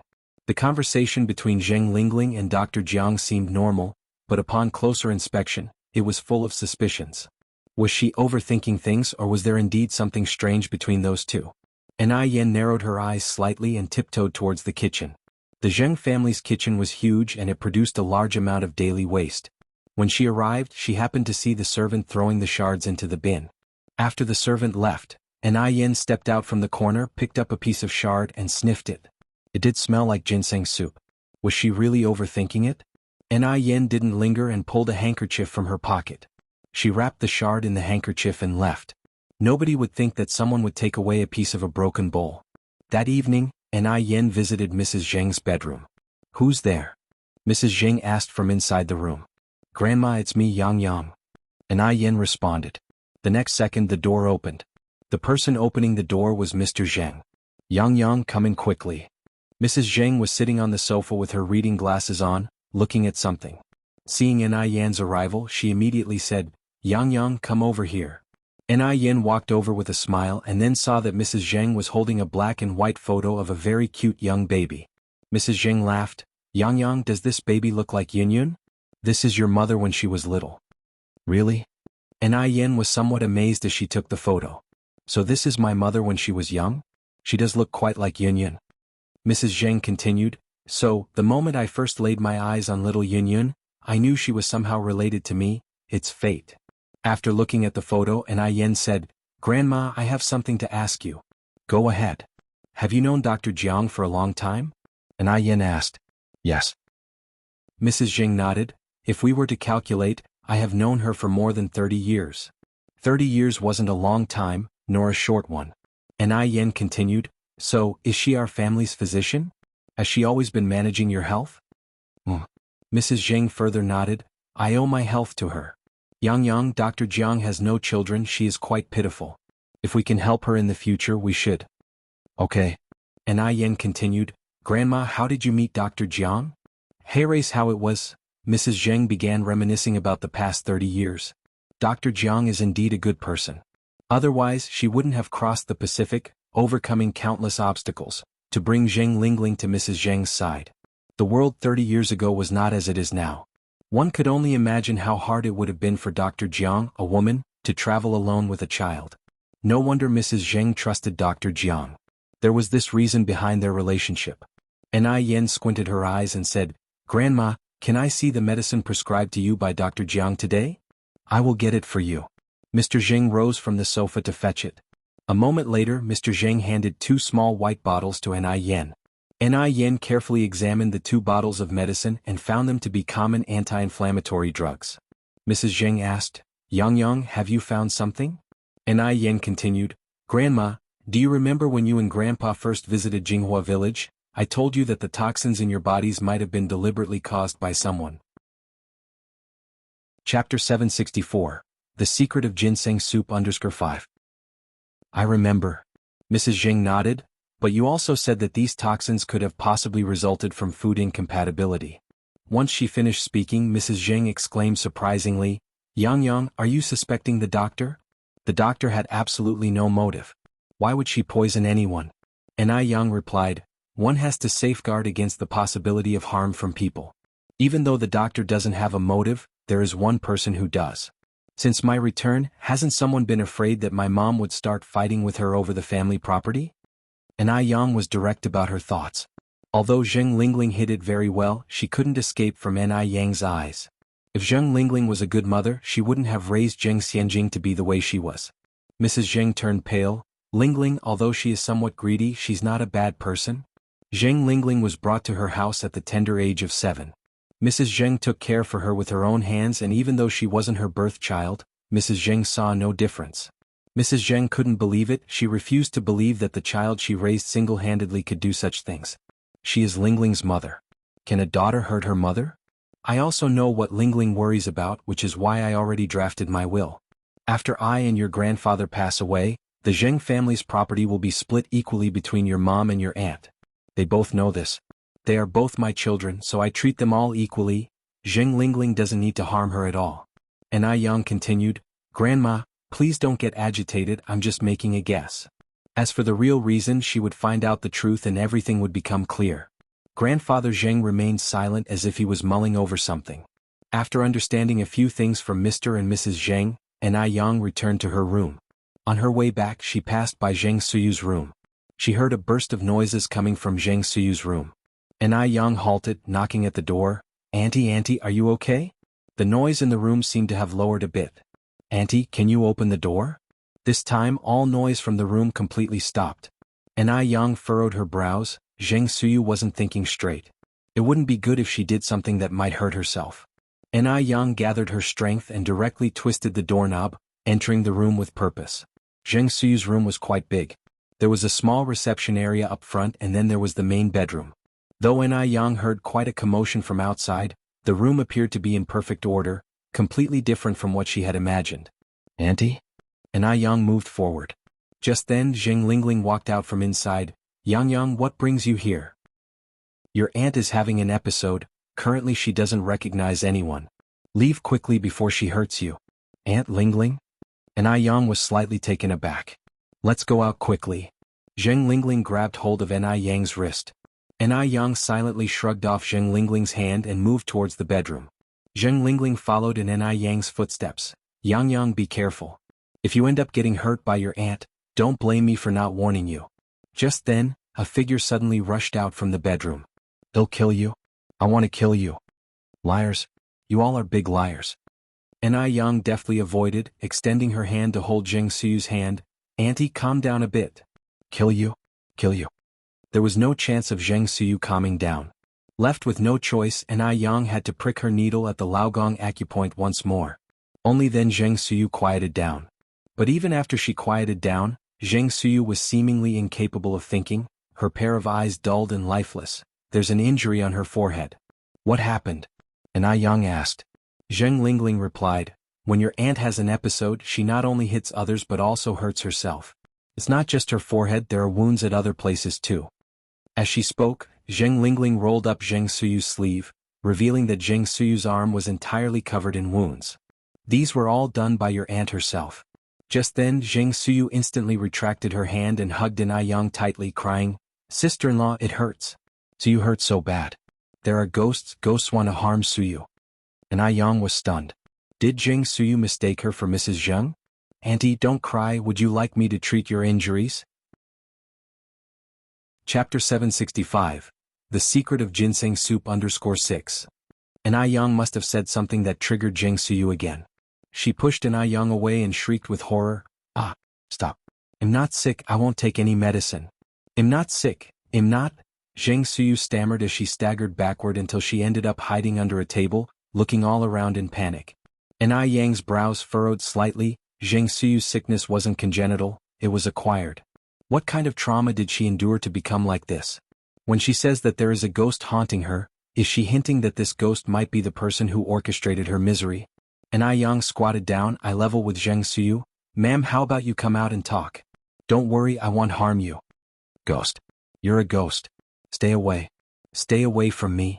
Retorted Zheng Suyu, shuffling back in fear, her eyes pulsing with terror, her expression excruciatingly painful. Zheng Lingling intervened. Yang, your aunt's condition is quite critical now, let's just leave, we don't want to agitate her more. Feeling helpless, I Yang had no choice but to leave for now. Once back in her room, I Yang sat at her desk, drawing a relationship chart of the Zheng family members. Why did Zheng Suyu go mad? Where did the toxins in Mr. and Mrs. Zheng's bodies come from? What role does the doctor play in all this? After I Yang finished her chart, she realized that besides Zheng Lingling, both Zheng Sheng and Zheng Gao aspired for the Zheng family fortune, making things even more complex. Perhaps Zheng Suyu could be the breakthrough in this conundrum. It seemed that finding her master sooner was vital. I Yang looked out of the window to see the night deepening, with only a few stars scattered in the sky. She closed the curtain, turned around and went to bed. After staying a few days at the Zheng family home, I Tsuehua intended to bring Mr. and Mrs. Zheng to stay in Jinghua village for a few days. After spending so much time at the Zheng family home, she missed her small house in the village. Mrs. Zheng agreed, that sounds great. The air in the countryside is fresh, staying there for a few days might be nice. Let's bring Aunt Suyu along, suggested Inai Tsuehua. Bring Aunt Suyu? Asked Zheng Lingling. What if her sickness flares up while we're in the countryside? I should stay home and take care of her. Inai Tsuehua laughed. No worries, the countryside is spacious. A change in environment might even benefit Aunt Suyu's health. Before Zheng Lingling could say more, Mrs. Zheng interjected. Ting Ting, well, proceed as per your idea. Let's bring Suyu along. It was endearing to see Inai Tsuehua showing concern. Zheng Lingling narrowed her eyes and suggested, Mom, then I'll accompany you. Mrs. Zheng disagreed. Lingling, why don't you come next time? It would be inconvenient to leave the house unattended. The huge Zheng family home couldn't be left without a caretaker, could it? Although Sun Wu was around in Mrs. Zheng's eyes, he was as irrelevant as a grain weevil. Hearing this, Zheng Lingling humphed to herself. This is what happens when one has their own children, they forget about the adopted child. They were going out to have fun, why should she stay home alone? Was she a guard dog? What if Mrs. Zheng gave all the Zheng family property to Inai Tsuehua behind her back? Damn old woman. Then I will ask Xianjing to go with you, suggested Zheng Lingling. Mrs. Zheng asked, Isn't Xianjing in school? Zheng Lingling replied, She is in college now, missing a few days of classes wouldn't matter. Mrs. Zheng disagreed, slightly frowning. That doesn't sound right. A student should focus on their studies, how can she arbitrarily skip classes? She needs to set the proper example as a student. Upon hearing this, frustration welled up inside Zheng Lingling. No matter how you look at it, they just didn't want her to come along. Zheng Lingling continued, Mom, you're right. A student should prioritize their studies. I didn't consider it thoroughly. Mrs. Zheng nodded. Lingling, the fact you understand the importance of your studies is enough. Please take care of things while we're gone. We won't be long. When the villagers of Jinghua village found out that Inai Tsuehua had found her long-lost parents and family, they were extremely happy. As soon as they arrived at the village outskirts, loud firecrackers could be heard, a jovial village celebration. Firing the crackers was a way to celebrate and express their joy. Congrats, Yang Yang's mom. Congrats. Congrats. I always wondered why Yang Yang's mom is so pretty. Turns out she's a lady of a grand family. Touched, Inai Tsuehua replied. Thanks, everyone. Tonight, come by my place for dinner, let's enjoy the evening together. It was too late to prepare for lunch, so she decided to invite everyone for dinner instead. Inai Tsuehua started preparing for dinner. As she had been staying at the Zheng family residence for several days, her house had run out of provisions. She asked Shengguan Dehui to head to the city to buy some. Dehui, remember to buy lots of meat. Also grab enough alcohol and cigarettes, Inai Tsuehua told Shengguan Dehui. Shengguan Dehui nodded, all right, I got it. Meanwhile, elsewhere, Wang Ziki, holding a stack of documents, knocked gently on Master Du's door. Master Du, come in. A voice came from inside after a while. Wang Ziki opened the door to walk in, stopping in front of a beaded curtain. Master Du was behind the curtain. Master Du, I found the person, declared Wang Ziki. The room fell silent for a moment. Afterward, a skeletal hand parted the beaded curtain. Master Du emerged. Who is it? Chapter 766. It's her _1. Master Du seemed to have just woken up, his face still beholden to a sense of drowsiness. He held a string of Buddha beads in his hand as he haughtily surveyed Wang Ziki. Wang Ziki continued.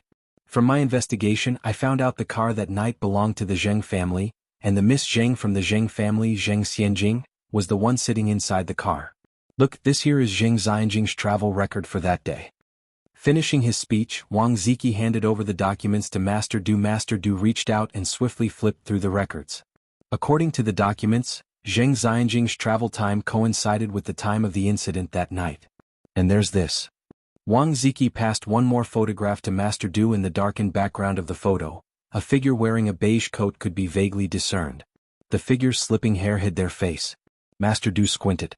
The scene set out in the photograph overlay with what he had seen that night. Even though Master Du had been severely injured at the time, his memory was clear. He clearly remembered that the person he had passed that fleeting instant wore a beige coat. Later, they hurriedly returned to the alley to see that figure get into a small passenger car. Because they had only had a fleeting look, the car sped off before he could respond. Where did this photograph come from? Master Du continued to question. This photograph was taken by a photo fanatic, Ziki explained.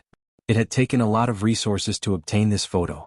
The term fanatic was a popular term of the 80s, used to express a kind of obsession towards something. Originally, the term had been introduced from Hong Kong Island. Do you have Zheng Xianjing's personal information? Master Du followed up. Yes. Wang Ziki nodded and handed over a document. Master Du reached out to receive it. Wang Ziki was an excellent subordinate. He delved deeply into Zheng Xianjing's personal data. No medical training? No martial arts training? Master Du flipped through a few pages of the documents and frowned slightly. That person from that night clearly possessed superb medical skills and formidable martial arts techniques. Otherwise, they wouldn't have managed to rescue them from such peril. But Zheng Xianjing was a typical upper-class lady. She had studied violin, piano, and dance but no martial arts. Moreover, she studied finance at university, which had no relation to medicine whatsoever. Could she be the person from that night? Since she was the one who saved his life, Master Du couldn't draw a conclusion too hastily. Master Du, one should not judge a book by its cover. Perhaps Miss Zheng is one who keeps her abilities hidden? You've been in this circle, you should know the depths it holds. Who can truly know? Wang Ziki said. One can never be entirely sure of such things. Having seen his fair share of the world, Master Du naturally understood this principle.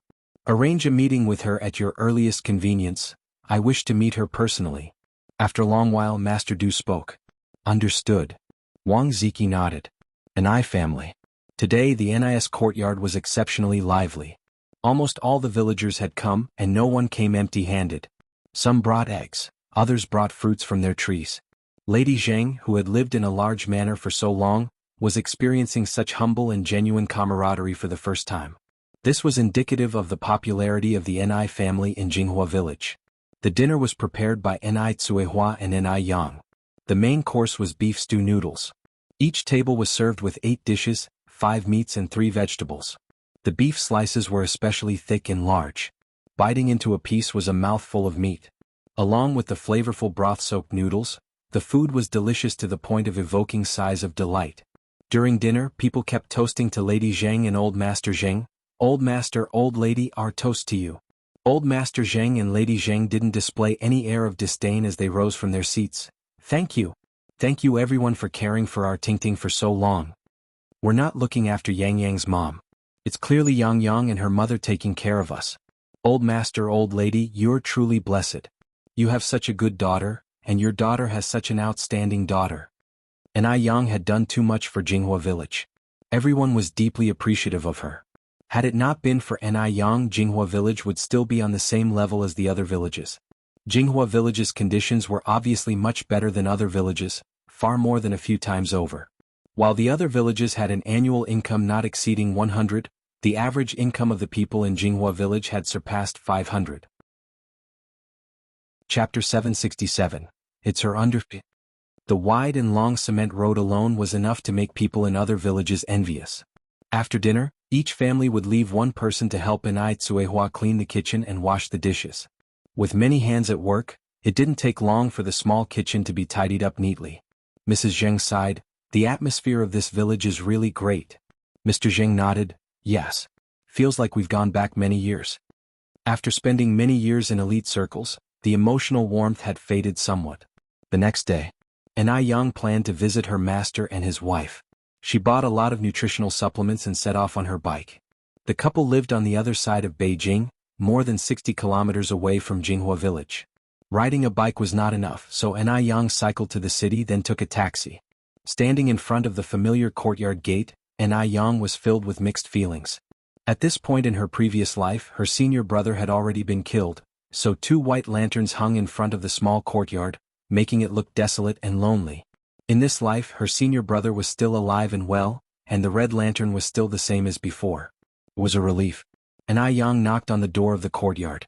After a period, the door was opened by a kind-looking old lady in her 60s or 70s. Hello, who are you looking for? This was Wang Zhousher, her master's wife from her previous life.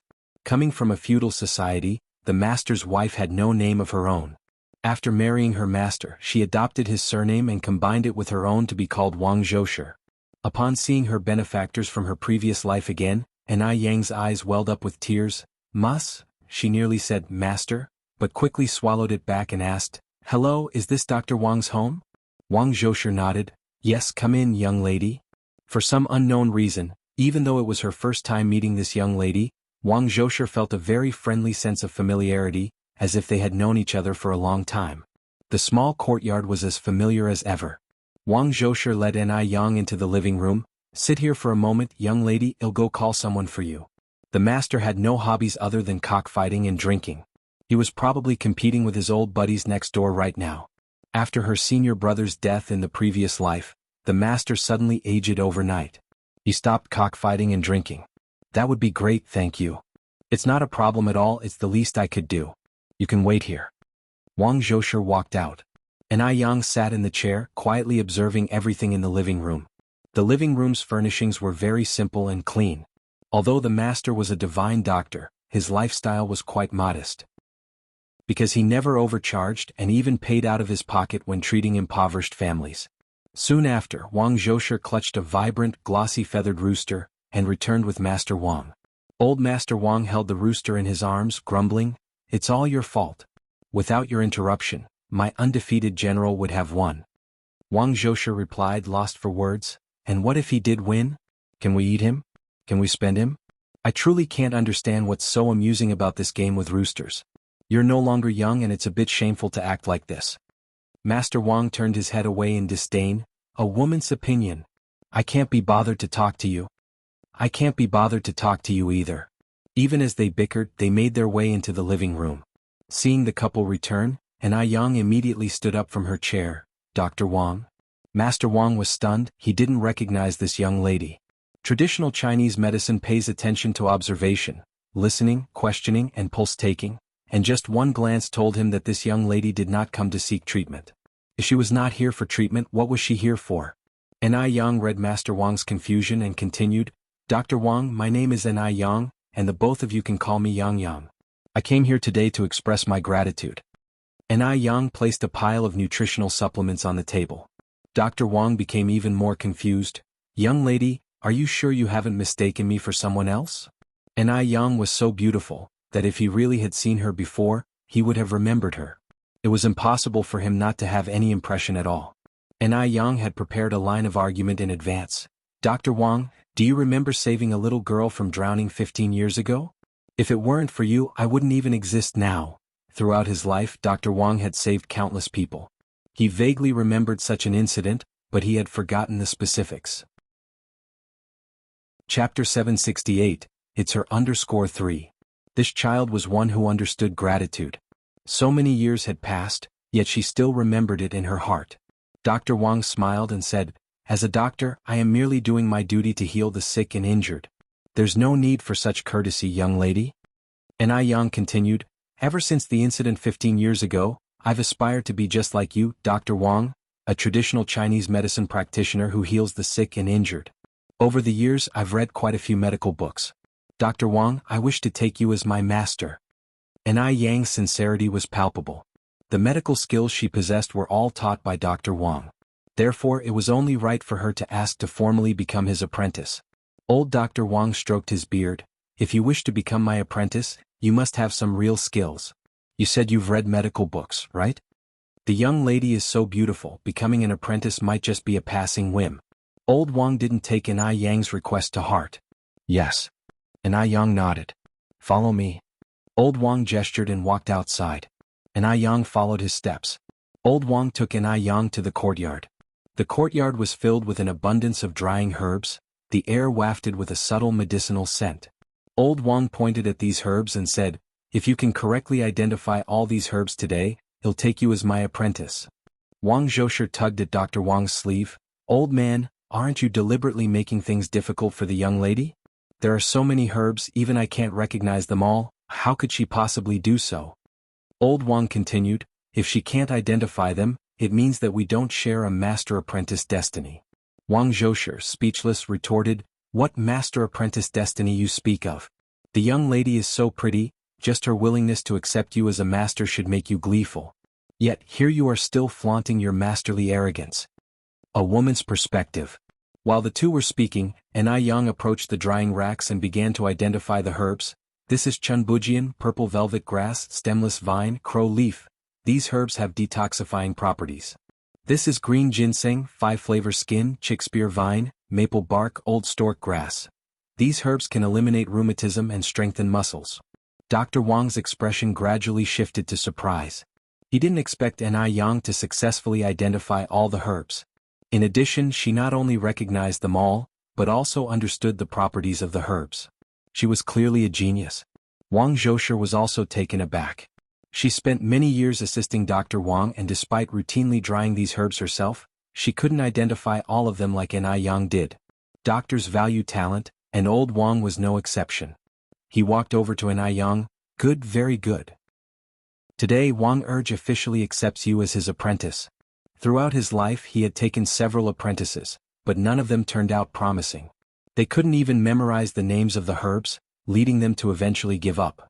Yang immediately knelt and kowtowed in respect. Master and mistress, please accept my salutation. Good child, stand up. The elderly pair walked over and helped Yang to her feet. Thank you, master and mistress. Yang addressed them naturally, delighting the elderly couple. Soon after, old Wang took Yang to pay respects to the ancestral master.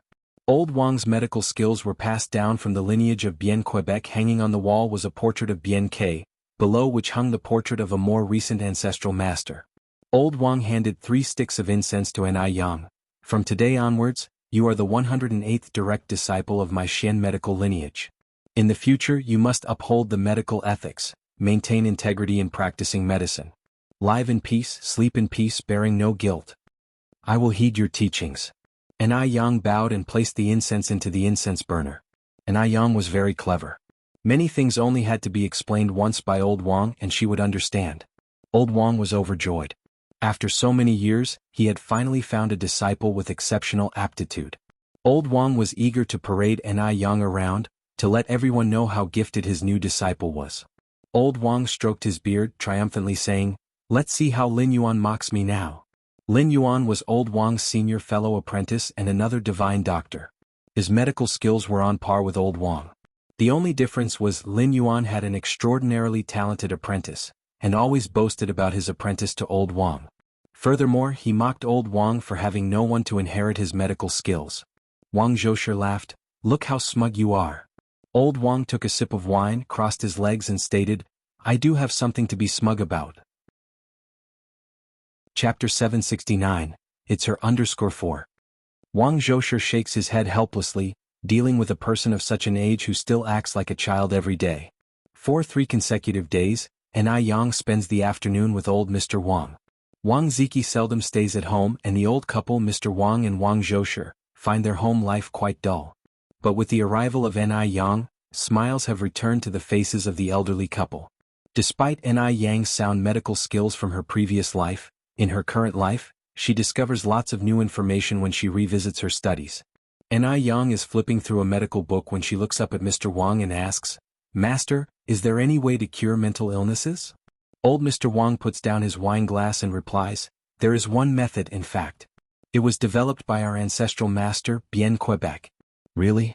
Yang shows interest and puts down her medical book.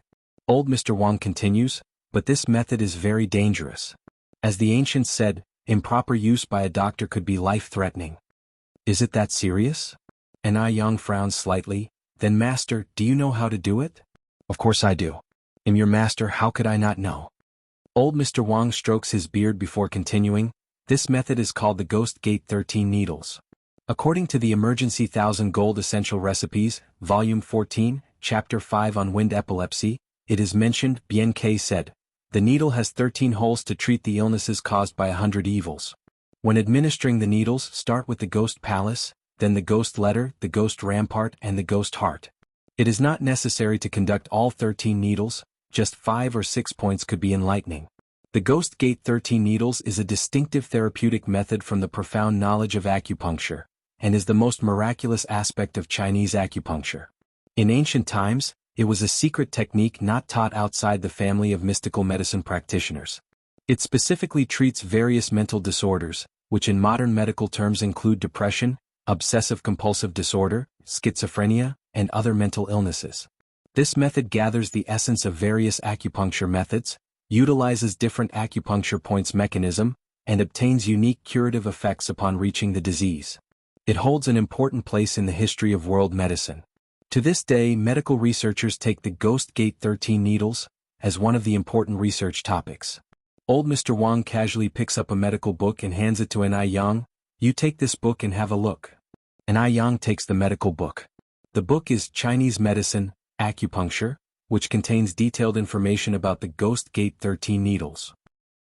As the name suggests, the Ghost Gate 13 needles consist of 13 needles, which are administered over the course of 13 days. Also, the requirements for the practitioner are very high. Any slight negligence may result in a backlash. An Yang asks, Master, have you ever applied the Ghost Gate 13 needles? No, old Mr. Wang continues. The Ghost Gate 13 needles was a forbidden needle in ancient times. It involves karma.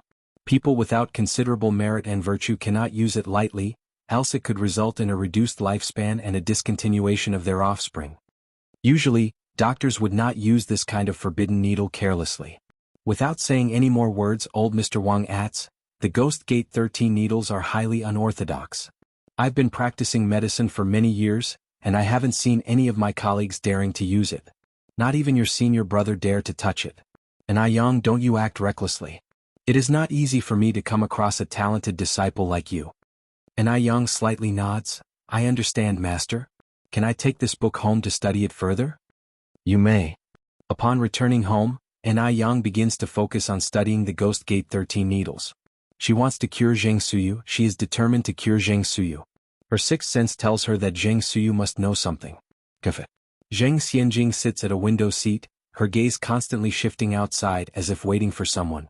After a while, a tall man with bronze skin walks in and asks, Hello, are you Miss Zheng? Zheng Xianjing is startled. Who are you? She planned to meet with a classmate. She doesn't recognize the man standing in front of her. At this point, Zheng Xianjing realizes that the usually crowded cafe is only occupied by herself and this man today. The atmosphere is eerily quiet. Who is this man? What does he want to do? My name is Wang Ziki and I am Master Du's assistant, the man says while placing a photo on the coffee table. Miss Zheng, is this you? Master Du? The Master Du from the world-famous Bund in Shanghai? Seemingly except for this Master Du, no one else would dare to call themselves as Master Du. No wonder he was able to book the entire cafe. Zheng Xianjing is thrilled, her heart pounding with excitement. Why would Master Du pay attention to her? And why did he get a photograph of her? Could it be he took a liking to her? Zheng Xianjing keeps her rising thrill in check and nods. Yes, this is me. Chapter 770. It's her under. Wang Ziki continued. Miss Zheng, did you happen to be near Dellen Road one night, 3 months ago? A normal person would definitely not remember something from that long ago. But Zheng Xianjing remembered very clearly. That night, she discovered that Mo Baichuan was with Zhao Jingrong and was severely humiliated by Jingrong. Zheng Xianjing knew that something was definitely off. She narrowed her eyes and proceeded to say, this photo was taken near an alleyway off Dellen Road. I was indeed wearing this beige coat that night. By the way, why were you taking pictures of me? Zheng Xianjing picked up the photo, a look of alertness on her face. Wang Ziki sat directly opposite Zheng Xianjing. It seems Miss Zheng remembers what happened that night. What are you trying to say? Zheng Xianjing narrowed her eyes. Did something happen that night? Wang Ziki continued, Miss Zheng, you are our savior. I assure you I won't harm you. A savior? Zheng Xianjing was stupefied, her mind racing. Then it dawned on her, Wang Ziki must have mistaken her for someone else. So what should she do now? Should she go with the flow or deny it straight away? His name was a prominent one in Shanghai's high society. If she denied it, she would lose a good opportunity to come closer to him. Moreover, a savior. If she became his savior, wouldn't she have all Shanghai at her disposal? If Shanghai was hers, she wouldn't need to worry about her old relatives not giving her the Zheng family's wealth. Even the Zheng family would be proud of her. Finally, she could show them. This was a great opportunity. Of course, Zheng Xianjing could not let it pass. Wang Ziki added, Miss Zheng, do you have any wishes to fulfill? You are his savior now, he would do anything to help you. Zheng Xianjing carefully considered her words, then replied, My initial intention to save someone was not to gain anything. Mr. Wang Ziki, don't you think your actions are very disrespectful? The implication of her words was, had she wanted something in return, she wouldn't have left after saving them. At this point, Zheng Xianjing successfully aligned herself with the role of a savior. Her words had a touch of pride to them. I apologize, that was my mistake, Wang Ziki continued. but one should repay life-saving kindness. Miss Zheng, please give us the opportunity to express our gratitude. As he finished, Wang Ziki took out a box filled with diamonds and jewelry and placed it in front of Zheng Xianjing. Miss Zheng, this is a small token of our gratitude, please accept. Having grown up in an affluent family, Zheng Xianjing immediately recognized the jewelry which came from Y country. It was once worn by a princess of Y country in the last century. As expected of him, he was indeed generous. Even though Zheng Xianjing was tempted to take the necklace of considerable value, she decided not to. As the saying goes, favors are easily forgotten. What if after taking the necklace, consider her as someone who is fond of vanity and ignore her? So, she has to bide her time to catch a bigger fish. She needs to make him remember her favor for a lifetime. Zheng Xianjing picked up her bag, stood up sharply from the chair and coolly said, "No need." She was not one to love vanity. Therefore she wouldn't accept his gift. Miss Zheng. Wang Ziki followed Zheng Xianjing's steps. In a corner where Wang Ziki couldn't see, a triumphant smile played across Zheng Xianjing's lips. She had never dreamed that one day she would end up being his savior. Wang Ziki signaled a waiter who quietly stuck out a leg. Zheng Xianjing lost her balance and nearly fell. Fortunately, she grabbed the door frame to steady herself. Wang Ziki rushed forward to help her. "Miss Zheng, are you all right?" "I'm fine." Zheng Xianjing shook her head. Wang Ziki continued, "You want to go home? Let me drive you." "No need," Zheng Xianjing straightforwardly rejected. "We have a chauffeur at home. Also, please don't come to see me anymore. Your actions are very troubling. Even if it weren't you and him that night, I would have saved anyone else in your situation. I never intended to gain anything from it." Chapter 771. It's her _6. Upon finishing what she had to say, Zheng Xianjing turned around and left. Wang Ziki watched as Zheng Xianjing got into a black sedan before turning and heading into the cafe. As soon as he stepped in, he saw a man clad in a plain long robe walk out. "It's not her." "What do you mean it's not her?" Wang Ziki was taken aback. "Her voice is different, her height is different, and her nimbleness is different too," Yi continued. Having interacted with the woman at close quarters that night, Yi had failed to get a good look at her face, but he remembered her voice distinctly. Moreover, he recalled that when they brushed past each other, her height was level with his ears. But Zheng Xianjing was considerably shorter than Wang Ziki. Moreover, Yi noted that the kick sent towards Zheng Xianjing had been intentionally arranged to gauge her agility. If Zheng Xianjing were indeed remarkably agile, she would not have fallen easily. "Miss Zheng didn't fall earlier," Wang Ziki said. "That's because she held onto the door," Yi noted. Wang Ziki fell silent. After a moment's thought he said, "But she admitted that she was the one there that night." Wang Ziki was a little naive. As he himself didn't lie, he unconsciously assumed that no one else in the world did either. Running his fingers over the Buddha beads, Yi said, "Who wouldn't want to attract wealth to the degree that she does?" He had encountered countless women like Zheng Xianjing who tried to evade capture by instigating their pursuers to catch them. He was now used to their antics. Incidentally, he came today hoping to make some progress but left feeling disappointed. "Could it be that Miss Zheng wasn't the one we encountered that night?" Wang Ziki asked. "But the car was from the Zheng family. And who else could it be if not her?" "Don't the Zhengs have anyone apart from Zheng Xianjing?" Yi retorted. "The Zheng family includes old Mr. Zheng and Mrs. Zheng, who are too old to be the person we're looking for. Also there are Zheng Lingling and her husband Sun Wu who were adopted by the Zhengs.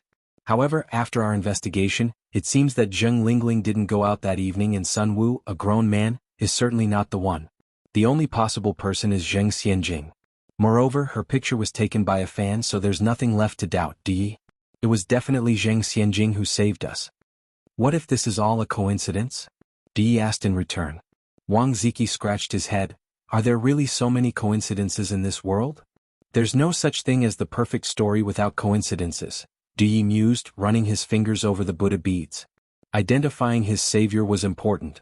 Yi did not want to mistake her identity mistakenly.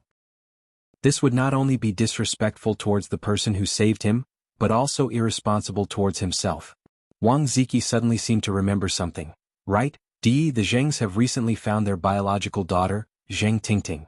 She has a daughter herself who is about the same age as Zheng Xianjing. But the thing is, Zheng Tingting was only recently reunited with the Zhengs, so the timeline doesn't add up." With narrowed eyes, Yi fell silent. Finding himself at a loss, he wondered if he might have been mistaken from the start. Perhaps the person had seen when returning was not the one who'd come to his aid.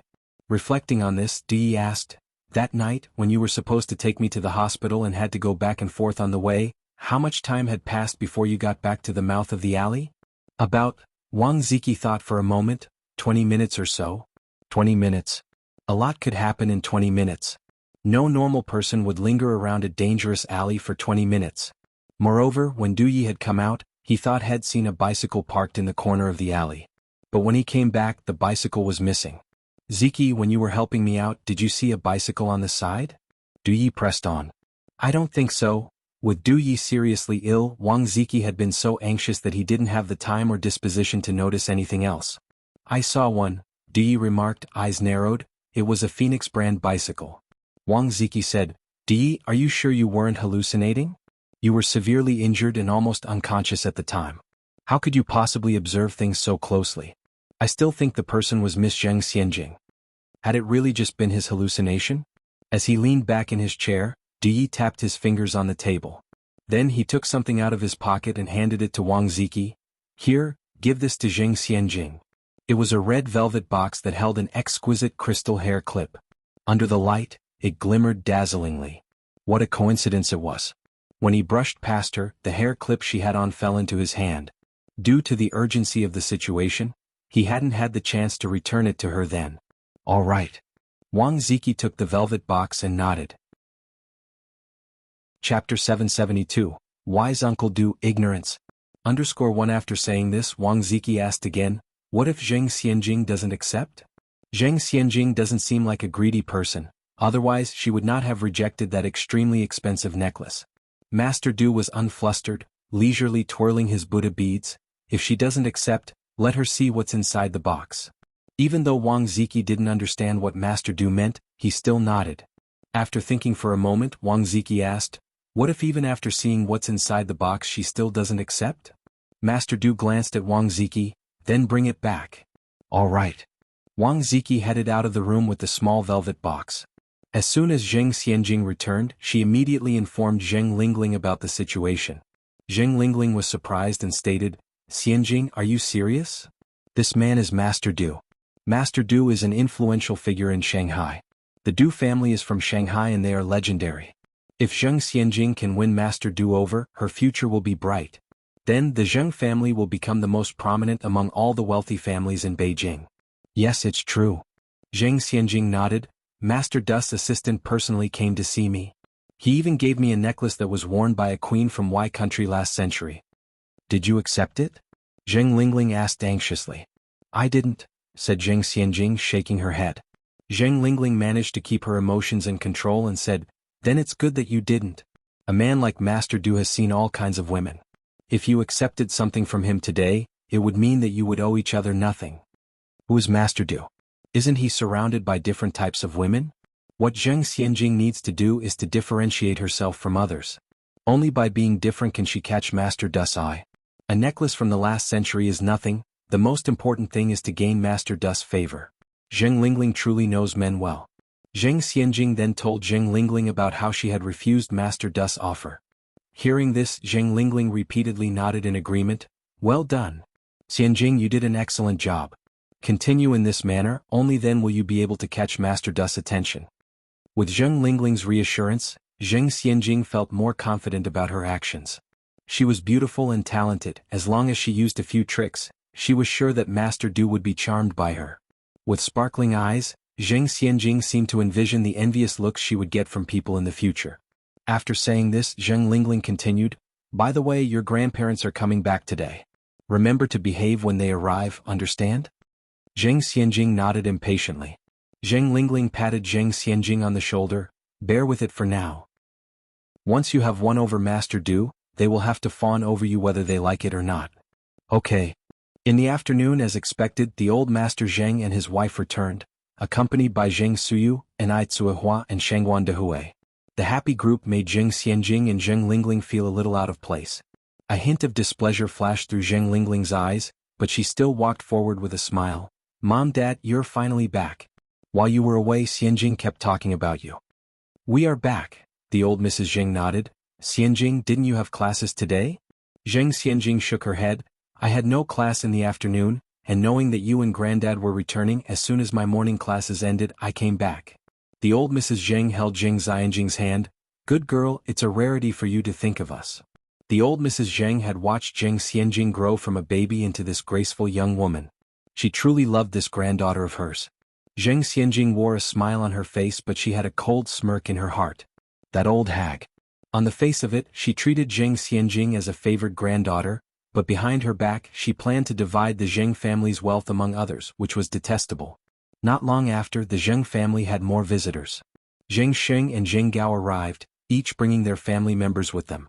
The old Mr. and Mrs. Zheng had been absent from home for several days, so naturally, they wanted to make a good impression now that they were back. Even a minor share of the Zheng family's wealth would be enough for them. Zheng Yingyue and Zheng Yingmei were calling everybody aunt and cousin. They couldn't have been more affectionate if they tried. In the past, when they visited the Zheng family, they would try to win Zheng Xianjing over. But now that nobody wanted Zheng Xianjing, they changed their tactics to win over the old Mrs. Zheng and Ai Tsuehua and little Ni Yun. Chapter 773, Wise Uncle Du, Ignorance. _2. Last time at the family reunion, it was clear to them, Ai Tsuehua and Ai Yang were far from being country folks. Now, making them happy was the most important thing. Zheng Xianjing sat there, her face twisted in anger, but she still maintained a polite smile. She wouldn't lower herself to the level of those who lacked discernment. Just then a servant walked over and said, "Madam, there's someone downstairs looking for Miss Xianjing." "Who is it?" Zheng Xianjing looked up at the servant. "I don't know." The servant shook his head. "Didn't he say who he was?" Zheng Xianjing asked. "No." The servant continued shaking his head. "Don't let him wait outside, it's impolite. Xiao, let the guest in," the old Mrs. Zheng said. "Yes, madam." The servant left to get the guest. Soon the servant returned with a tall man. Zheng Xianjing's eyes brightened, the knots in her heart unraveling. She nudged Zheng Lingling's arm and whispered, "Mom, he's Das assistant, Wang Ziki." Zheng Lingling gave a soft cough and said in a voice only they could hear, "Good, I understand. You must be careful, do not act like the vulgar women outside and displease Du." Zheng Xianjing nodded her head. Of course she knew this. The servant brought Wang Ziki to them. Wang Ziki bent politely and said, "Miss Zheng." Zheng Xianjing replied with a hint of displeasure, "Why have you come again? Didn't I make myself clear this morning?" As the Zheng family always emphasized manners, old Mrs. Zheng scolded with a stern face, "Xianjing, how can you speak to a guest like this?" Wang Ziki immediately said, "Are you the Zheng parents?" "I'm Wang Ziki, Das assistant. I'm here today to convey Das gratitude to Miss Zheng." "Do." Did old Mrs. Zheng just squint? The Du from Shirley House? The Du from Shirley House was known to be ruthless and sharp. Almost everyone in the circle knew him. Hearing this, Shengguan Dehui also looked at Wang Ziki. He had heard about Das feats, but he had not expected to meet Das assistant today. "Yes," Wang Ziki nodded. 3 months ago, Du was in danger in an alleyway on Dellen Road. Luckily, a woman with heroic spirit rescued him. After investigation, it was found that the woman was Miss Zheng. Du has been wanting to express his gratitude, but Miss Zheng has refused. What? Zheng Xianjing saved Du? She was Dus' life-saving benefactor. Hearing this, everyone looked at Zheng Xianjing in disbelief. Zheng Xianjing just stood there, her face unchanged, but her heart was racing. This Wang Ziki arrived just in time. Those people who didn't want to interact with her earlier must now be regretting it. With that, Wang Ziki turned to Zheng Xianjing and said, "Miss Zheng, Du would really like to express his gratitude. By the way, this is a gift from Du, please accept it." Wang Ziki spoke while opening a red velvet box as per Dus' orders. In the velvet box was a dazzling crystal hairpin with delicate tassels. It looked stunning. This was a gift from Du. Must be worth a lot. Zheng Yingyue and Zheng Yingmei looked on in envy, their hearts filled with bitterness. They stretched their necks in an attempt to see what was in the box. Most girls liked shiny jewelry. Unfortunately, she was not an ordinary girl. Zheng Xianjing looked at the hairpin and then calmly looked away. "Take it back. I won't accept this." She refused. Zheng Xianjing actually refused. No one expected Zheng Xianjing to decline Dus' gift. Zheng Yingyue was looking with regret in her eyes, wishing she could rush forward and accept the gift on Zheng Xianjing's behalf. "Miss Zheng, this is a token of Dus' gratitude," said Wang Ziki. Zheng Lingling chimed in, "Sir, Xianjing has already made herself clear. Please kindly take your gift and leave." Wang Ziki looked troubled. "Please leave," Zheng Xianjing continued, and do not come again. Chapter 774, Wise Uncle Do Ignorance, _3. Madame Zheng said, Sir, as the Buddha says, saving a life is more meritorious than building a 7-storied pagoda. Xianjing saved Mr. Du. She is indeed amassing virtue for herself. Since she doesn't wish to accept these gifts, please take them back. Madame Zheng was very pleased that Zheng Xianjing was so reasonable. Others may not be as indifferent when faced with wealth and power. Wang Ziki bent slightly towards Madame Zheng. I will come to visit you again. Madame Zheng nodded. With no other option, Wang Ziki had to leave with the unaccepted gifts. After Wang Ziki left, the initially quiet living room immediately became lively. Madame Zheng looked at Zheng Xianjing. Xianjing, why didn't you tell us about this? Zheng Xianjing said, It was just a matter of convenience. I didn't think it was worth mentioning, so I didn't tell you. Zheng Lingling said, Xianjing has always had a kind heart since she was a child. She wouldn't even hurt an ant on the road. Madame Zheng nodded in satisfaction. Zheng Sheng looked at Zheng Xianjing with a fawning smile. Saving Mr. Du is not a small matter. You see, Mr. Du is a big shot in Shanghai. Xianjing, I'm your uncle. When you have time, please speak on my behalf in front of Mr. Du, so your cousin Ming, we can also benefit from your good deed.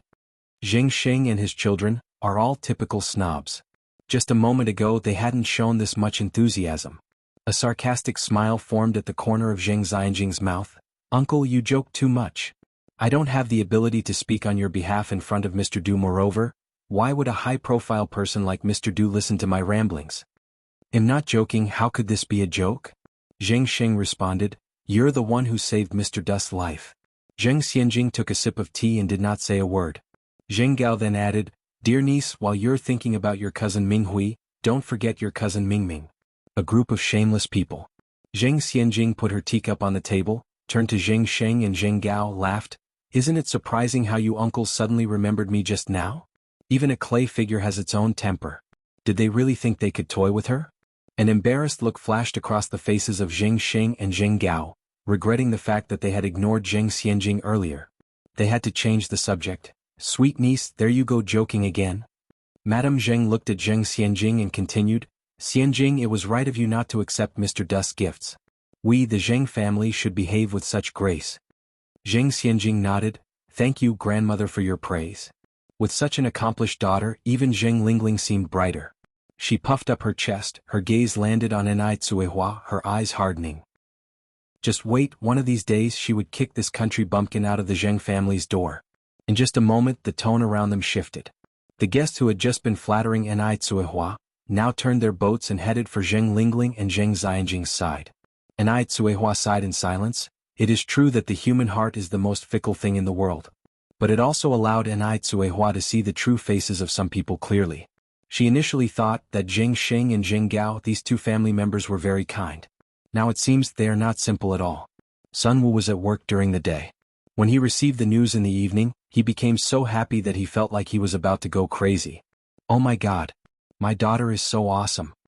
Zheng Lingling said, What use is it for your daughter to be so awesome? Aren't you still a sure loser?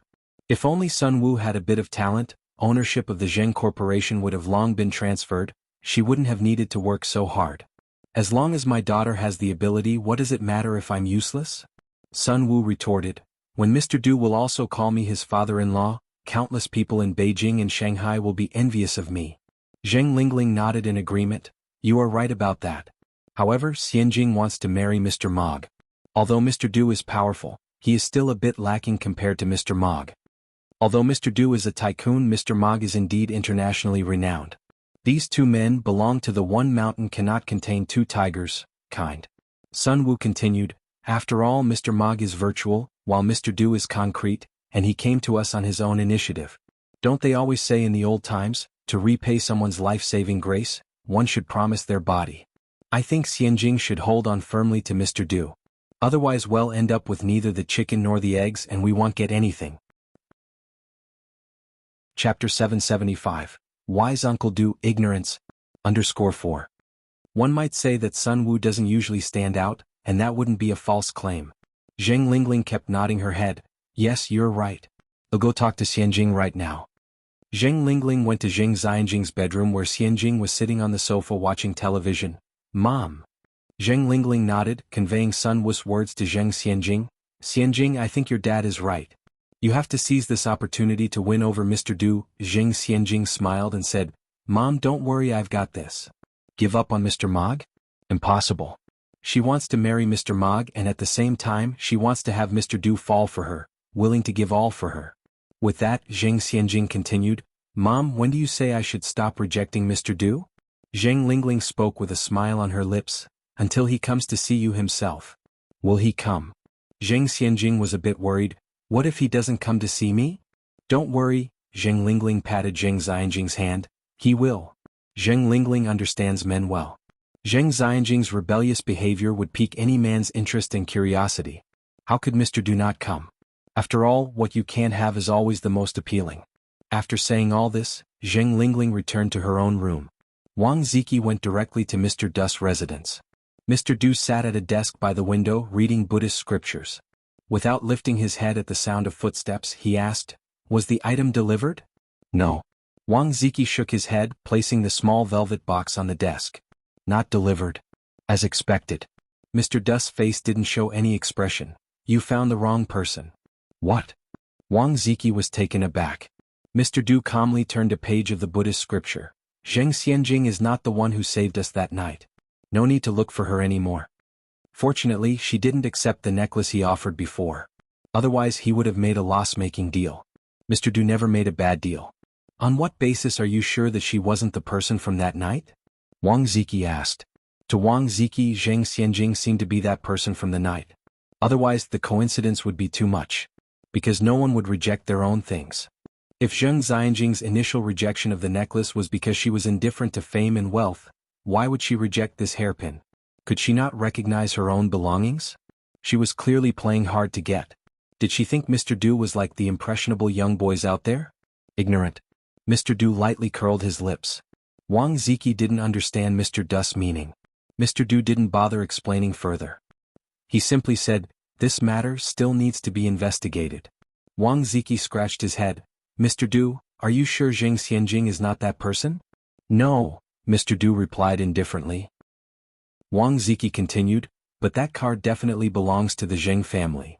Mr. Du turned another page of the Buddhist scripture. The person in the car that night was Zheng Xianjing, and the person photographed by the fans was Zheng Xianjing, but Zheng Xianjing was not the person who appeared in the alley. If my guess is correct, the real person who saved me should be the owner of that Phoenix brand bicycle. At certain times, people may have a strong sixth sense. Mr. Du trusted his own sixth sense. Because the person who could save him was definitely not an ordinary vain woman. But this Zheng Xianjing, she was more vain than the average. She even tried the old trick of playing hard to get. How cliched. Wang Ziki scratched his head. Mr. Du, are you sure that Phoenix bike wasn't just a hallucination? He always felt that the bicycle was a hallucination of Mr. Du's. No. Despite his serious injuries at the time, Mr. Du was certain it was not a hallucination. With that, Mr. Du stood up from the chair, turned his Buddhist scriptures over, opened the lid of the incense burner, and stoked the burning incense. You go ahead. Come and tell me when you found out the truth. Okay. Wang Ziki nodded, turned and walked out the door. Since he couldn't find the real savior, Wang Ziki had to start over with his investigation. This time he looked into everyone in Beijing who had bought a Phoenix brand bicycle, and began investigating them one by one. Both Zheng Sheng and Zheng Gao were extremely vain. Despite being warned by Mrs. Zheng not to spread around the news about Zheng Xianjing saving people, in less than a day, the whole circle of aristocracy had heard about it. Chapter 776, Wise Uncle Du Ignorance, _5. Keep in mind, Zheng Xianjing is their grandniece. The grandniece's glory is their glory. Master Du is not someone ordinary rich families can get in touch with.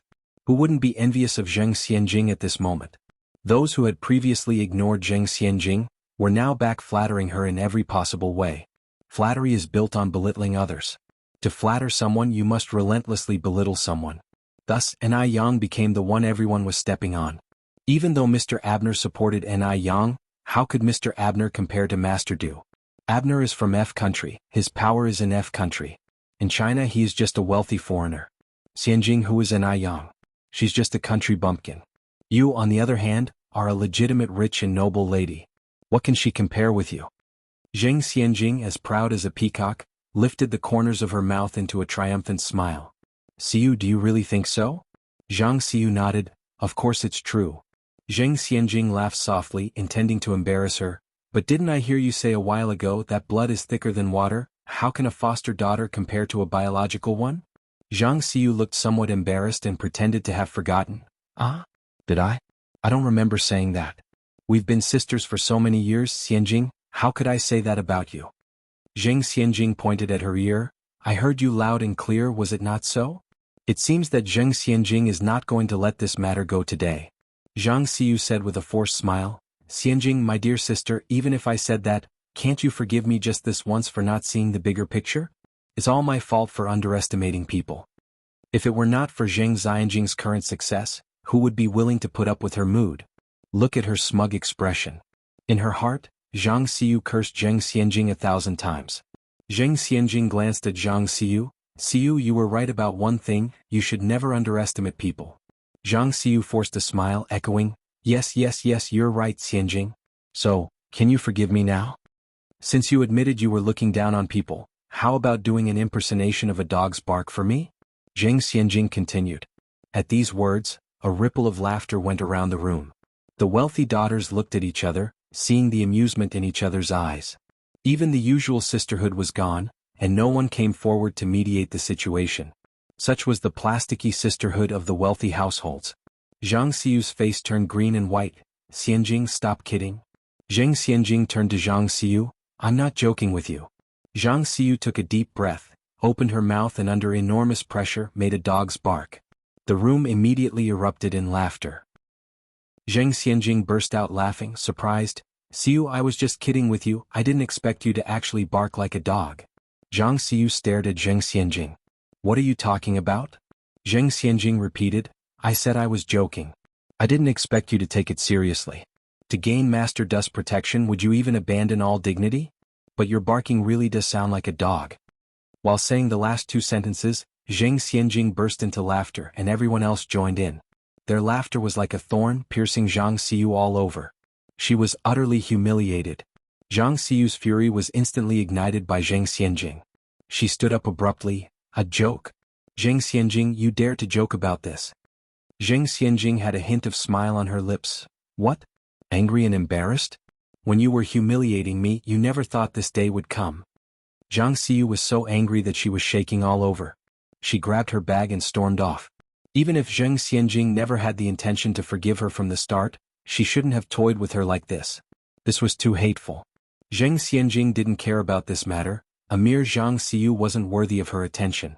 These days, Zheng Xianjing received many gifts, including jewelry, the supreme skincare products with a radiant glow, and a VIP membership card from a famous boutique.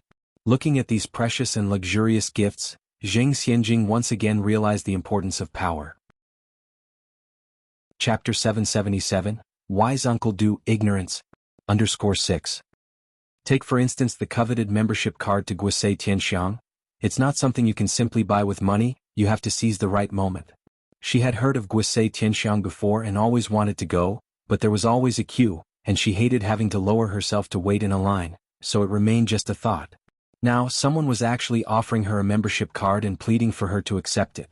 These days Zheng Xianjing had been feeling extraordinarily pleased with herself, but gradually she started to become restless. Because Wang Ziki hadn't visited her for a week. That's not right. Logically speaking, Wang Ziki should have come long ago. Could something have gone wrong? Zheng Xianjing promptly went to Zheng Lingling to discuss her concerns. Mom, what do you think is going on? Zheng Lingling didn't take this matter to heart and laughed, saying, there's nothing to worry about. If Master Du is trying to test you, hanging you out to dry for a month is normal. For now, all you need to do is keep still. Don't be like an ant on a hot pan, then you wouldn't be any different from those vulgar fans. Playing hard to get wasn't only a strategy women used, men of power and influence would use it too. After her speech, Zheng Lingling gave a meaningful reminder. Xianjing, if you want to achieve something big, you have to be patient. The longer you lay low, the greater the rewards. Being reassured by Zheng Lingling like this made Zheng Xianjing feel a lot better. Mom, you're right. I know what to do. Zheng Lingling nodded. Good. There weren't many classes in school these days, so Zheng Xianjing stayed home every day. Those who wanted to curry favor with her were practically trampling over the Zheng household's doorstep. Seeing so many visitors bringing gifts to Zheng Xianjing every day, Mrs. Zheng couldn't help but say, Xianjing, there's an old saying that one shouldn't accept rewards for nothing.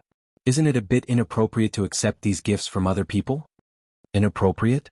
What's inappropriate about it? These weren't things she wanted, but things others were pleading for her to accept. That old hag, she's only being critical because Ni Yang's popularity had been overshadowed by her. She was too much. Zheng Xianjing said with a smile, Grandmother, I understand what you're saying. I don't want to accept their gifts either, but they insist on giving them to me. Furthermore, they haven't asked me to do anything in return. They give me gifts and I also return gifts to them. This is normal among friends. Upon hearing this, Mrs. Zheng felt somewhat relieved. It's fine as long as you're returning gifts. Us Zhengs shouldn't do anything to provoke gossip. Ni Yang had been very busy recently. She had to study the 13 ghost needle techniques, manage the sound system at the shop, visit the noodle restaurant, milk tea shop, iSkin Jade body shop, and Guisei Tianxiang regularly, and also find time to take her school exams.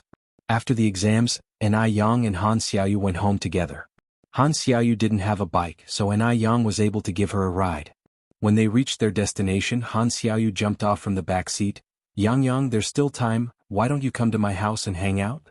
In her previous life, Ni Yang didn't have many close friends, so in this life, she felt especially grateful for any friendships that came her way. She nodded, sure. Han Xiaoyu comes from an average wage-earning family. Both her parents worked in the factory. Her father, Han Xingli, was the factory manager, her mother was the workshop director, and the two of them earned a combined monthly salary of 120 yuan. They had 3 children and owned a house in Beijing, living life neither too well off nor too poorly. They were an upper-middle-class family. Mom, this is my classmate Ni Yang.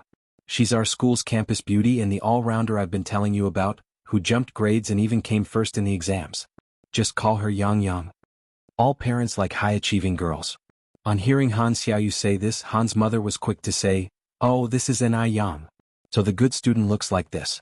Come on in and have a seat, come on in and have a seat. Xiaoyu has told me all about you. You don't mind if I call you Yang, do you? Ni Yang is not only an excellent student but also very attractive. It's hard not to like her. I don't mind. Ni Yang shook her head with a smile. That's what names are for.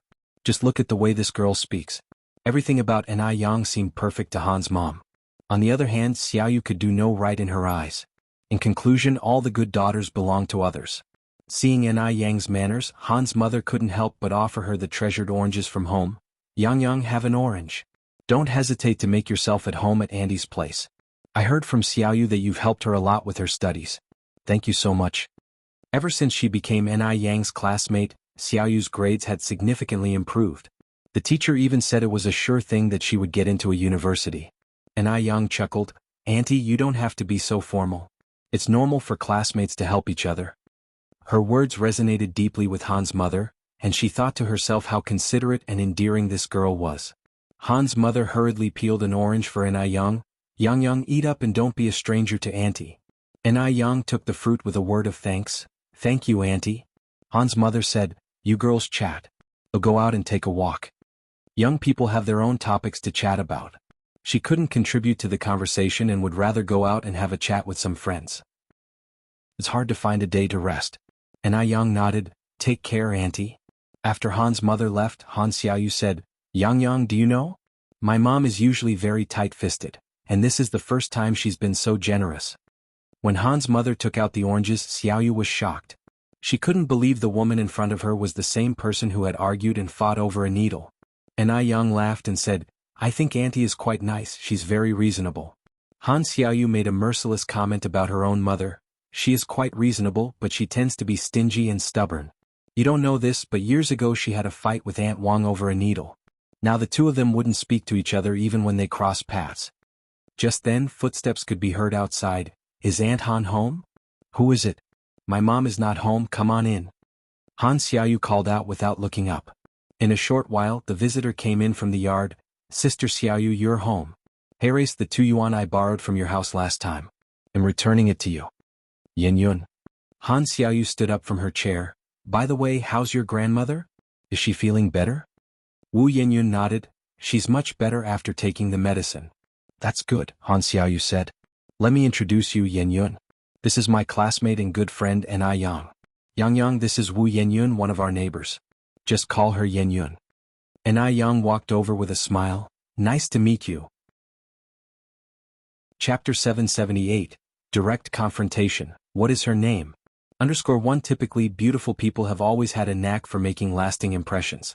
Wu Yenyun couldn't help but feel a sense of familiarity with the pretty young lady standing in front of her.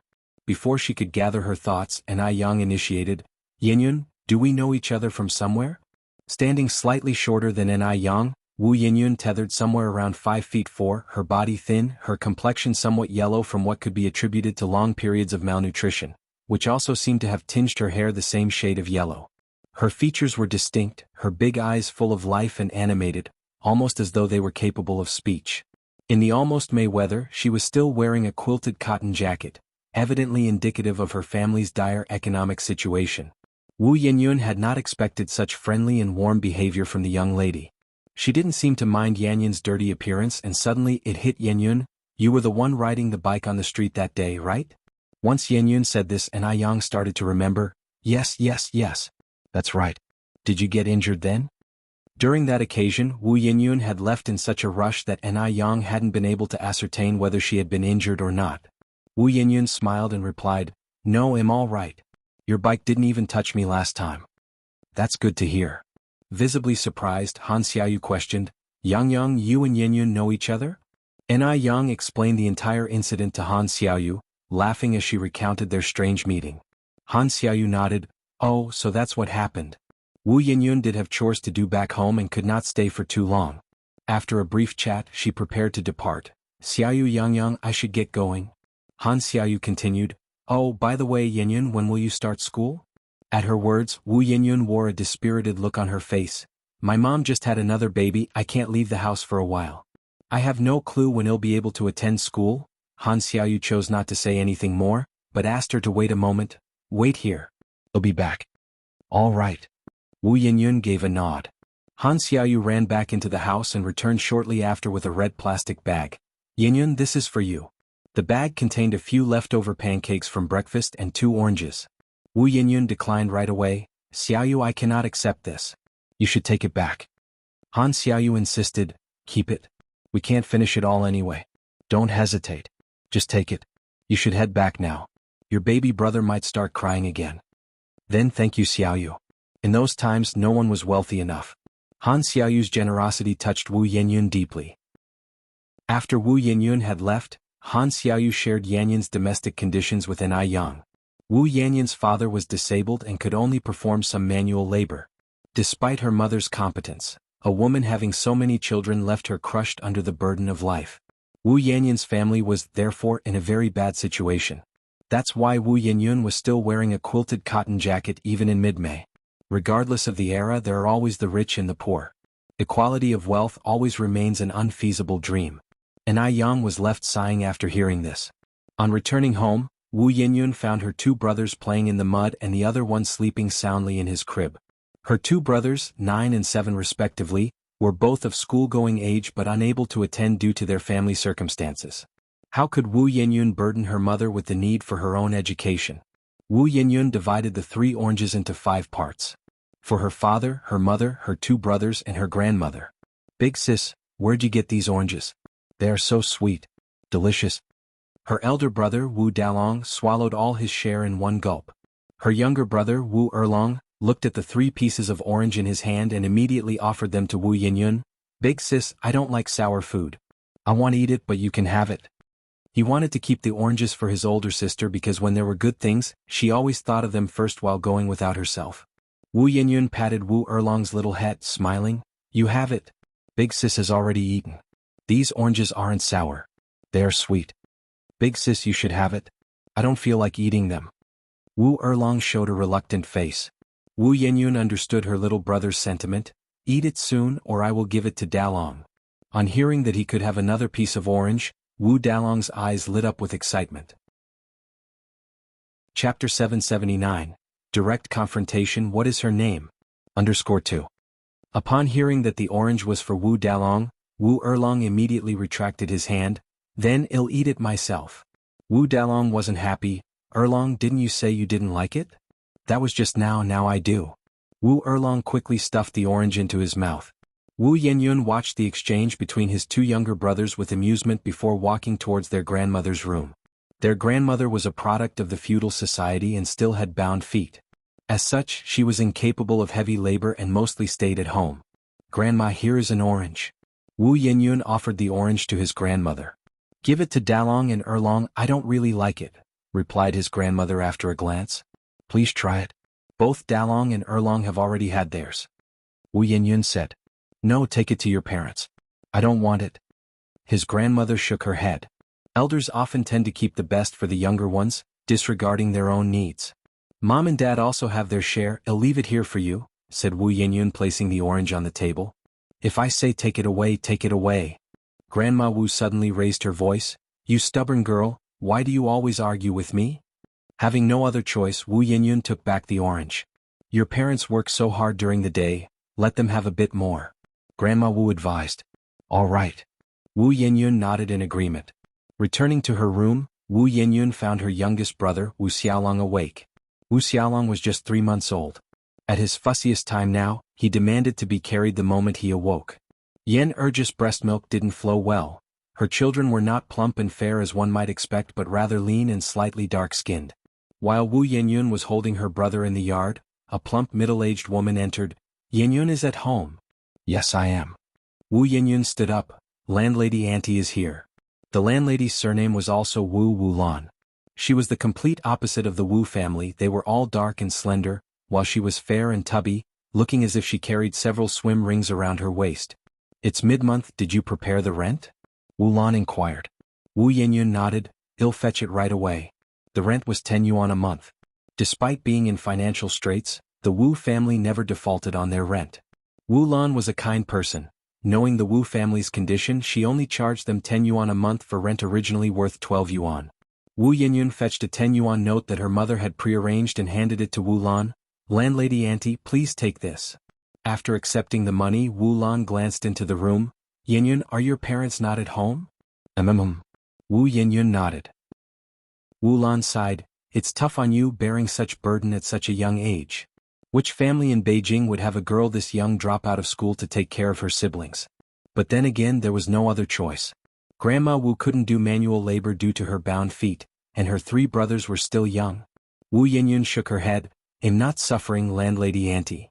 Wu Lan smiled. "Auntie knows you're capable." Not only was she capable but she was also pretty. With those big eyes and prominent nose, which other girl in the neighborhood could compete?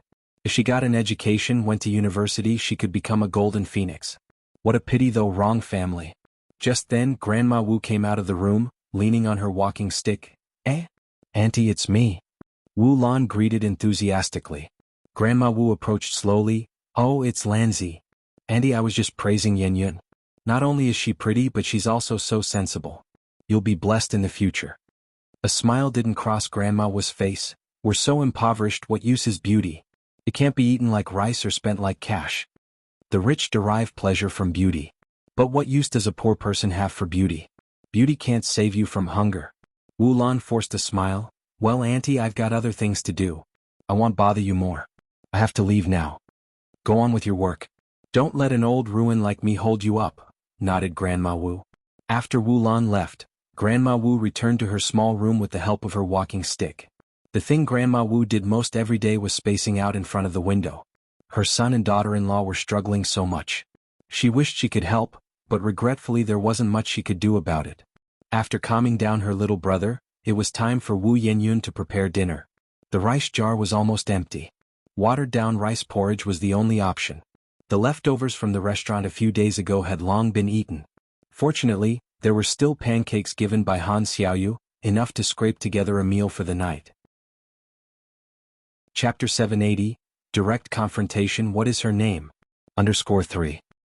Wu Yenyun stewed porridge while holding her younger brother. By the time the porridge was ready, Yan Erju and Wu Jinshu had returned home. Yan Erju worked at the rice shop, carrying 150 caddies of rice per bag for 2 cents. 10 bags of rice amounted to 1 cent, and Yan Erju could carry 60 bags a day, earning about 1.2 yuan a day. But not every day of the month had work at the rice shop. On average, only 15 days of the month did, which meant that Yan Erju made about 18 yuan a month. Because of his disabilities, Wu Jinshu could only do odd jobs at the construction site, earning only 0.2 yuan a day. The couple's combined monthly income was 24 yuan. But with 4 children to raise and other necessities, housing, water and electricity to pay for, they were almost always in debt by the end of the month. Wu Yenyun was a very sensible little girl. Yan Erju and Wu Dalong were busy with work, so they didn't have to worry about the house, which Wu Yenyun kept tidy. Wu Yenyun served the food on the table. Mom, Dad, dinner's ready. Dinner was very simple, just porridge and pancakes with a side of pickles. Yan Erju nodded approvingly. Was Xiaolong a good boy today? Wu Yenyun replied, Xiaolong was very good. That's good to hear. Yan Erju loved her eldest daughter very much. If it weren't for her, their family might not pull through. Despite their struggles, life wasn't that terrible. Wu Yenyun brought out some oranges. Mom, Dad, have some oranges. Wu Jinshu was surprised. Xiaoyan, where did you get these oranges from? They could certainly not afford to buy oranges considering their current state. Wu Yenyun explained, oh, never mind that. Dad doesn't like oranges. Dalong, you and Erlong can have these. Dalong happily took the orange. Erju, with hands empty, smiled, I don't like them either, Erlong. You can have it. Wu Erlong shook his head. Sis already gave me one. You should have it, Mom. I don't want it. Wu Erlong still refused. I want it. Wu Dalong, ever the glutton, took the orange from Yan Erju and began to eat it hungrily. Wu Yenyun reprimanded him, you are such a glutton. Dalong made a face at Wu Yenyun. Yan Erju laughed, he's the younger one, Xiaoyan. You should let him have his way. Despite being reasonable, Wu Yenyun still felt upset as she felt Dalong was too unreasonable. Yan Erju, on the other hand, felt it was just normal for kids. Once they've grown up, they would understand. During dinner, Wu Yenyun said, Mom, our landlord came for the rent today. Did you pay it? Yan Erju asked. Wu Yenyun nodded, I did. Then she added, by the way, Mom, we're out of rice at home. Although this topic was a bit heavy, it had to be addressed. Without rice there would be no meals. Yan Erju took 2 yuan out of her pocket. I just received this as my pay today. Spend it carefully. 2 yuan was a significant amount for the Wu family, but Yan Erju trusted Wu Yenyun. She knew her eldest daughter wouldn't spend money frivolously. Okay. Wu Yenyun nodded. Just as she did, Wu Jinshu finished his meal and she went to serve him more. Granny Wu, who usually ate 3 bowls of porridge, put down her chopsticks after only 2 bowls. I'm full. I'm going to bed. In those hard times, people ate less. Wu Jinshu was surprised. Mom, why did you eat so little today? I can't eat any more. Granny Wu replied. It wasn't that she couldn't eat any more or that she was full, she just wanted to save a bit more. She was old, and if she could save, she would let the children eat more. The kitchen was at the other end of the yard. As she was returning to her room, Granny Wu bumped into Wu Yenyun, who was bringing back rice. Wu Yenyun asked, Granny, have you finished eating? Granny Wu nodded, I'm done. Then, as though Shed just remembered something, she added, we don't have enough food at home. Your dad and mom work hard every day, and Dalong, Erlong and Xiaolong are all growing children. You and I are the only ones who don't work, let's eat less. After saying this, Granny Wu turned and walked towards her room. Wu Yenyun was startled. It took her a moment to understand what Granny Wu meant. Chapter 781. Direct Confrontation. What is her name? _4. She felt wronged. Even on the verge of tears. But she kept them at bay. She's the elder sister. She mustn't cry. Wu Yenyun took a deep breath. After composing herself, she finally stepped into the room. At dinner, her father Wu Jinshu noticed something was amiss. Xiaoyun, why are you eating so little today? Wu Yenyun laughed and replied, I was making pancakes in the afternoon and my stomach was grumbling, so I ate a couple atop, and now I can't eat any more. Wu Jinshu said, it's been hours since the afternoon, shouldn't you be hungry by now? Dad, I'm not hungry, do you think I'm a fool who doesn't know to eat when hungry? Wu Yenyun responded.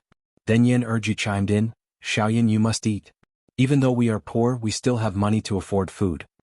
Wu Yenyun laughed, Mom, where is your mind wandering off to? Seeing that Shed indeed had enough, her parents said no more about it. After dinner, Wu Yenyun started the dishes and cleaning. Wu Erlong hurried over to help. Sister, let me dry the dishes for you. Wu Yenyun said, thank you, Erlong.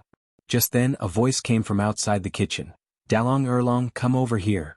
Grandma is calling me, I'll go first. Wu Erlong put down the dish. Go ahead. Off the brothers went into Grandma's tiny room. Grandma, what do you need us for? Wu Dalong asked. Grandma stealthily brought out a greasy package from behind her. See what this is. On realizing the package contained 3 lard pancakes, Wu Dalong exclaimed excitedly, Ah, lard.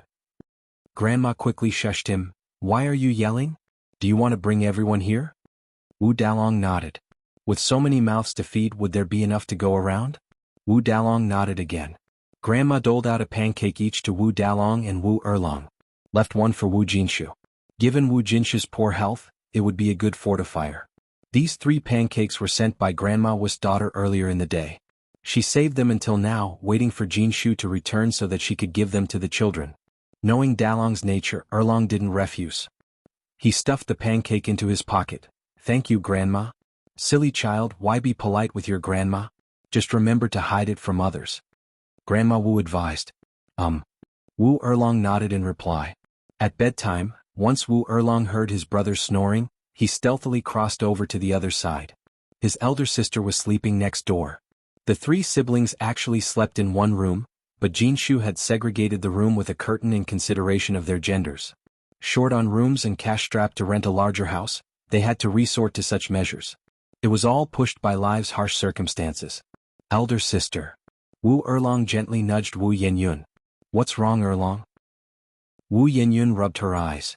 Elder sister, I have something for you. Wu Erlong pressed a tantalizing item into Wu Yenyun's palm, which instantly made her mouth water, given she hadn't had her fill at dinner. A lard pancake? Where did you get it? Wu Yenyun asked. Wu Erlong answered, Grandma gave it to me secretly. Please eat it quickly, I've already had one. As he finished, he made a beeline for his own bed. Wu Yenyun's eyes welled up, barely holding back her tears.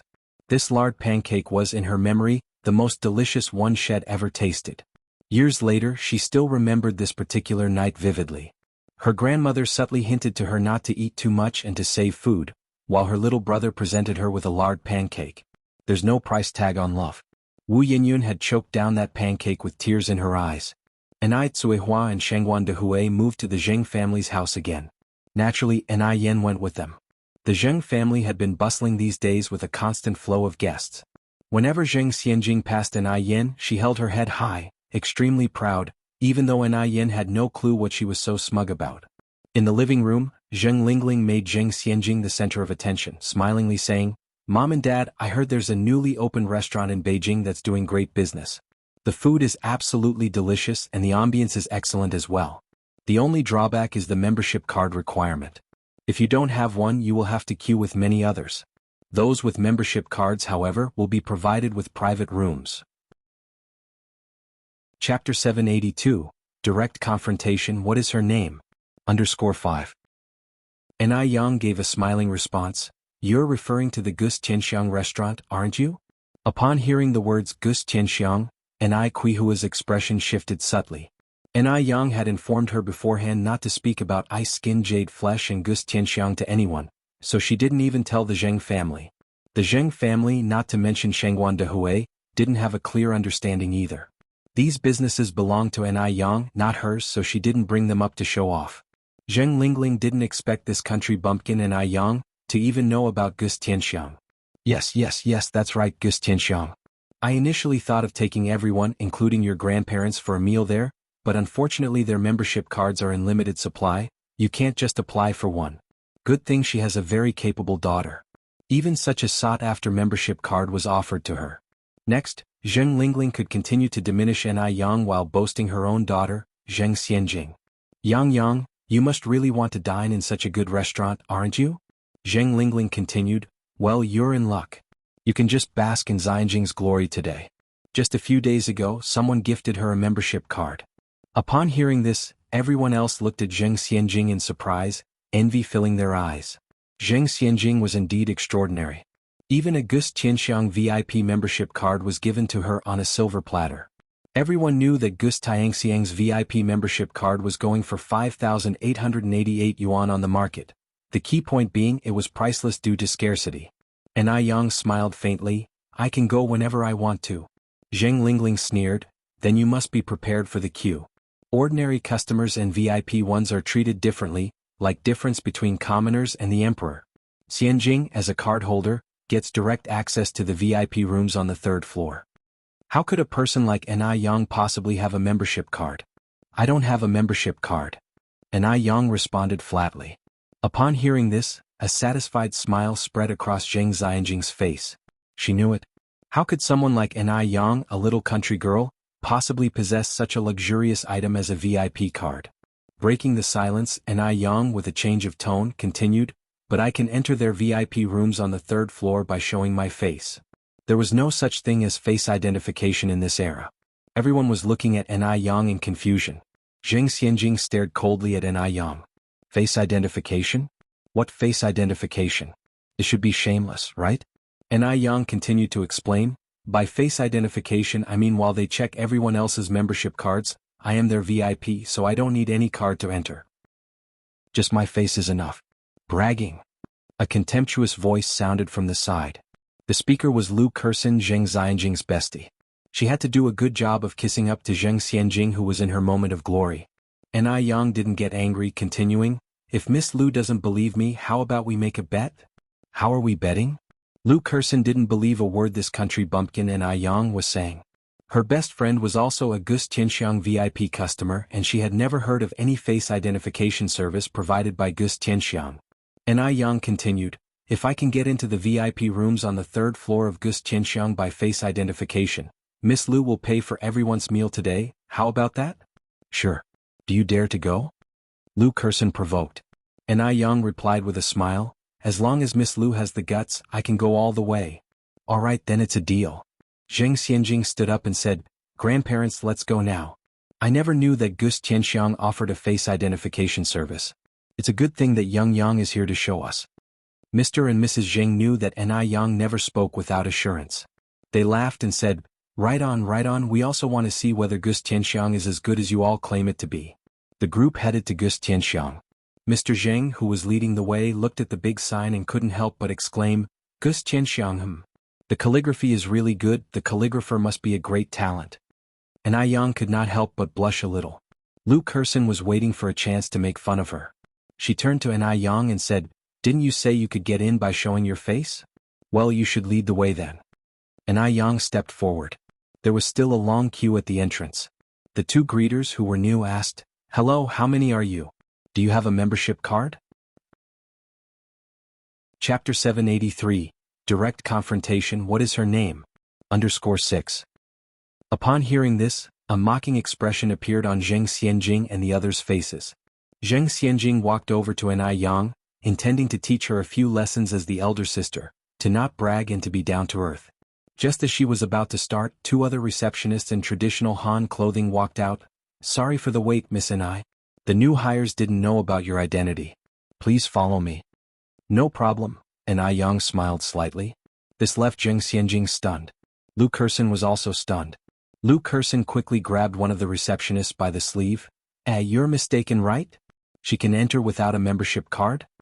The receptionist smiled and replied, as Ms. Ni is our esteemed VIP guest, she can indeed enter without a card. Zheng Xianjing clenched her fist. She had hoped to seize this opportunity to show off, but instead, Ni Yang stole the limelight. How infuriating. Since Lu Kersin was paying, Ni Yang didn't hold back and ordered the most expensive dishes. The total cost of the meal would amount to no less than 7,000 to 8,000 yuan. Seeing the prices on the menu made Lu Kersin wince. If she had anticipated this, she wouldn't have pretended to be generous. While she wasn't short on money, still 8,000 yuan was enough for her to travel abroad 2 to 3 times. The theme of the restaurant, National Beauty, was traditional Chinese. With wall murals depicting scenes from the painting along the river during the Qingming festival, hand-carved lamps, and even redwood handmade chairs, the classical decor stood out as a breath of fresh air in an era that idolizes modern design and Western culture. Old Master Zheng looked around and commented, the owner is no ordinary person, they have a rich cultural background. Madame Zheng nodded in agreement, I reckon they must be of considerable age. The younger generation these days are not fond of old-style things. Weddings in ancient times were grand affairs complete with phoenix crowns and red wedding gowns. Now they wore white wedding dresses instead. Madame Zheng, having lived through those days, had a hard time accepting white in a festive celebration such as marriage. The most crucial thing about National Beauty wasn't just the service or the environment but the taste of their dishes, which was simply unparalleled. Whenever someone dines here, they would immediately think of national beauty whenever they thought about dining out in the future. Halfway through the meal, Na Yang excused herself to conduct some business with Gulanji, as she considered this a good opportunity to discuss the restaurant's revenue. The third floor was a VIP area and thus was quiet, but the second floor was quite bustling with food carriers and customers. As Na Yang was descending the stairs, a food carrier crossed paths with her. The food carrier was a tall girl who didn't notice a banana peel on the stairs as her hands were full. She stepped on it, losing her balance, and was about to tumble over. Just then 2 people, one on each side, reached out and steadied her arm while 2 other hands prevented the tray and food from tipping over. "Be careful." 2 voices echoed out at the same time. One voice was gentle and calm like an April breeze. The other voice was warm and soothing, reminiscent of the sound emanating from an ancient bronze bell. The girl was visibly scared and quickly said, "Thank you, sir, thank you, ma'am," before hurrying off to deliver her dishes. Only then did Na Yang realize that she and a man dressed in a scholar's robe had saved the food carrier. Unlike modern men, he was dressed in an ancient robe with a pair of simple fabric shoes on his feet, his hair neatly combed back into a ponytail, and a string of Buddha beads in his hand. His fair skin contrasted with the brown beads, his hands well defined. Strangely, his hands appeared more beautiful than a lattice by threefold. His manner was gentle and courteous, making it hard to guess his actual profession. While she was observing him, he was also observing her. She was beautiful, probably the first impression of most people. His gaze reminded him of a line of poetry: "Only Mudan truly represents the national beauty, when it blooms, it stirs Beijing." "The young lady possesses remarkable agility," said the man, none other than Mr. Du. Na Yang gave a faint smile. Likewise. This man's quick reaction indicated that he was well trained in martial arts. His skill was not in line with his outward appearance and personality. And Na Yang didn't say much more. She picked up the banana peel from the stairs and continued down. Mr. Du was slightly taken aback. He turned to watch Na Yang's figure, leaving a furrow in his brows. Her voice seemed familiar. Where did he hear it? A beautiful lady like her would have left a deep impression if they had met before. But he couldn't recall where he had seen her. Na Yang found Gulanji downstairs, discussed the business matters and emphasized on the restaurant sanitation. Had she and that man not responded promptly, the consequences would have been disastrous and it would have negatively impacted the customers on the stairway. Upon hearing this, Gulanji felt a chill. If the food carrier had fallen, she, as the manager, would also have to bear the blame. Luckily it didn't happen. "Sure, Yang, I understood. I'll discuss with the cleaning department to increase their frequency of work to ensure such an accident doesn't repeat." And Na Yang nodded.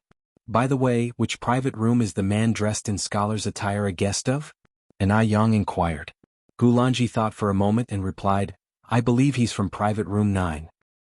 And Na Yang instructed, "Once you confirm he's from private room 9, take the food carrier girl with you, apologize properly and waive off his bill. Also, the mishap occurred due to poor sanitation. Don't blame it on the food carrier girl." Understood. Once the discussions were over, Na Yang left the office and returned to the 3rd floor. Gulanji was an efficient individual. Upon confirming that the guest Na Yang referred to was from private room 9, she immediately took the food carrier girl with her to apologize. Interestingly, only 2 people occupied the spacious private room 9. One was sitting while the other was standing, possibly a master and his servant. After explaining their purpose of visit, Mr. Du put down his teacup and absent-mindedly fiddled with his Buddha beads. "No need for waiving the bill, just answer a question for me." Gulanji bowed slightly. "Please ask, sir." Mr. Du raised his eyes slightly, his voice as gentle as ever. "What is the name of the young lady with excellent agility?" Chapter 784. Please give me another chance. _1A capable young girl? Gulanji was stunned for a moment, then recalled that he must be referring to Na Yang. That young girl is also a VIP member of our restaurant. As this involves the guest's privacy, I can't disclose detailed information. Gulanji said. Yi wasn't an unreasonable person. Upon hearing this, he slightly hooked his lips in a smile and said, "Okay, I understand. You may leave." Gulanji nodded, turning to leave with the food server. At the stairway, the curious server asked, "Manager Gu, who do you think that guest is?" That guest was quite extraordinary. Even in the modern times, he still wore a traditional long robe and cloth shoes, yet didn't seem at all out of place. He was graceful and handsome. His every move was reminiscent of a young master from a wealthy family depicted in TV dramas. Due to his attire, Gulanji had a bit of an impression of Du Yi, who was a frequent guest here. He remembered that on his first visit, the restaurant's membership cards were sold out. He wanted to acquire a membership card even at 10 times the price. That was certainly impossible. The restaurant did not practice favoritism for anyone. In the end, he, like the other customers, queued for almost 3 hours before finally entering the restaurant to dine. The next time he came, he already had in his possession a membership card. As a kind-hearted boss, Gulanji shared, he is definitely an important figure. Such important people are not ones we could casually recognize. You should just focus on your work and be more careful in the future. Although the restaurant had its fair share of VIP customers, there weren't many like Du Yi. Yes, I understand, Manager Gu, the food server nodded. After using Lu Kerson, and I Yang was in a pretty good mood. I want to thank Mississippi Lu for her generous contribution which allowed us such a wonderful meal. Lu Kerson, barely suppressing her retching, had no choice but to bluster in embarrassment. It was only 8,000 yuan. It's not a big deal. And I Yang laughed. Mississippi Lu is indeed very generous. Lu Kerson's face turned green and then white with rage. She was on the verge of losing her temper. Zheng Xianjing took hold of Lu Kerson's arm softly, saying, Kerson, my younger sister was just joking with you, don't get angry. Only then did Lu Kerson's face look slightly better. It was crucial not to offend Zheng Xianjing. After all, Zheng Xianjing was currently Du Yi's lifesaver. Lu Kerson tried quietly to please Zheng Xianjing. Xianjing, you're always so sensible. On the contrary, your sister is just a low-bred country bumpkin who couldn't possibly fit into our circles. Her mere presence depreciates us. Upon hearing that, another young lady promptly agreed in a whispered tone, absolutely. How could this rural bumpkin even compare to our Xianjing? Hearing their flattering voices, Zheng Xianjing felt extremely satisfied. Her lips curled in triumph. After finishing their meal, the group left the restaurant. The old lady cradled little Ni Yun in her arms while Ni Yang walked by Zheng Laoye's side. Zheng Laoye, who wasn't normally a chatty person, unusually enjoyed having a lively conversation with Ni Yang. Yang, I know a place that sells delicious candied hawthorns. Do you and Yun Yun want some? The mention of candied hawthorns excited little Ni Yun. Yes, I want. Zheng Laoye laughed. All right. I will buy some for you. Zheng Laotai said, children should not eat too many sweets. It's bad for their teeth. Zheng Laoye retorted, why are you always picking on things? What harm can occasionally eating a string of them do? Did you lose your teeth because you ate sugar as a child? The half-toothless Zheng Laotai, I'm speechless. Little Ni Yun happily said, thank you, Grandpa. You're the best. Grandpa, carry me. Zheng Laoye took little Ni Yun into his arms, setting her on his shoulder. Grandpa will take Yun Yun and sister to buy candied hawthorns. Little Ni Yun was thrilled, riding the horse giddy up. Ni Yang laughed, I would prefer not to have the candied hawthorns. I have to attend to some business in a bit. You can take Yun Yun. Zheng Laoye replied, then, I'll buy some for you and you can eat it when you come home later. Seeing this, Zheng Lingling and her mother both had unsatisfied expressions on their faces. So, Ni Yang and Ni Yun are human, and Zheng Xianjing is not? They bought candied hawthorns for Ni Yang and Ni Yun, completely forgetting about Zheng Xianjing. Favoritism. Such blatant favoritism. They're being so blatantly partial that it's beyond infuriating. Chapter 785. Please give me another chance. _2. Moreover, when Zheng Xianjing was a child, old Master Zheng wouldn't even smile at her, let alone pamper her. Truly, one's own child always comes first. Two old codgers. Zheng Lingling wished she could strangle old Master Zheng and the old lady. Master Zheng, holding little Ni Yun, said, Ting Ting Dehui, you guys can go wherever you want and your mom and I will take Yun Yun to play. Lingling and Xianjing, if you want to go out, feel free to wander around, otherwise go home. Enai Tsuihua and Shengguan Dehui were newlyweds, so they should have some private time together. Shengguan Dehui simply adored his father-in-law. Dad, then I'll take Daya and leave first. Please take care of Yun Yun. Zheng Lingling felt suffocated inside but managed to force a smile on her face. Sure, Dad. And I Yang also said, then I'll go ahead, Grandpa. Go on, go on. Master Zheng waved his hand. Third floor of the National Fragrance.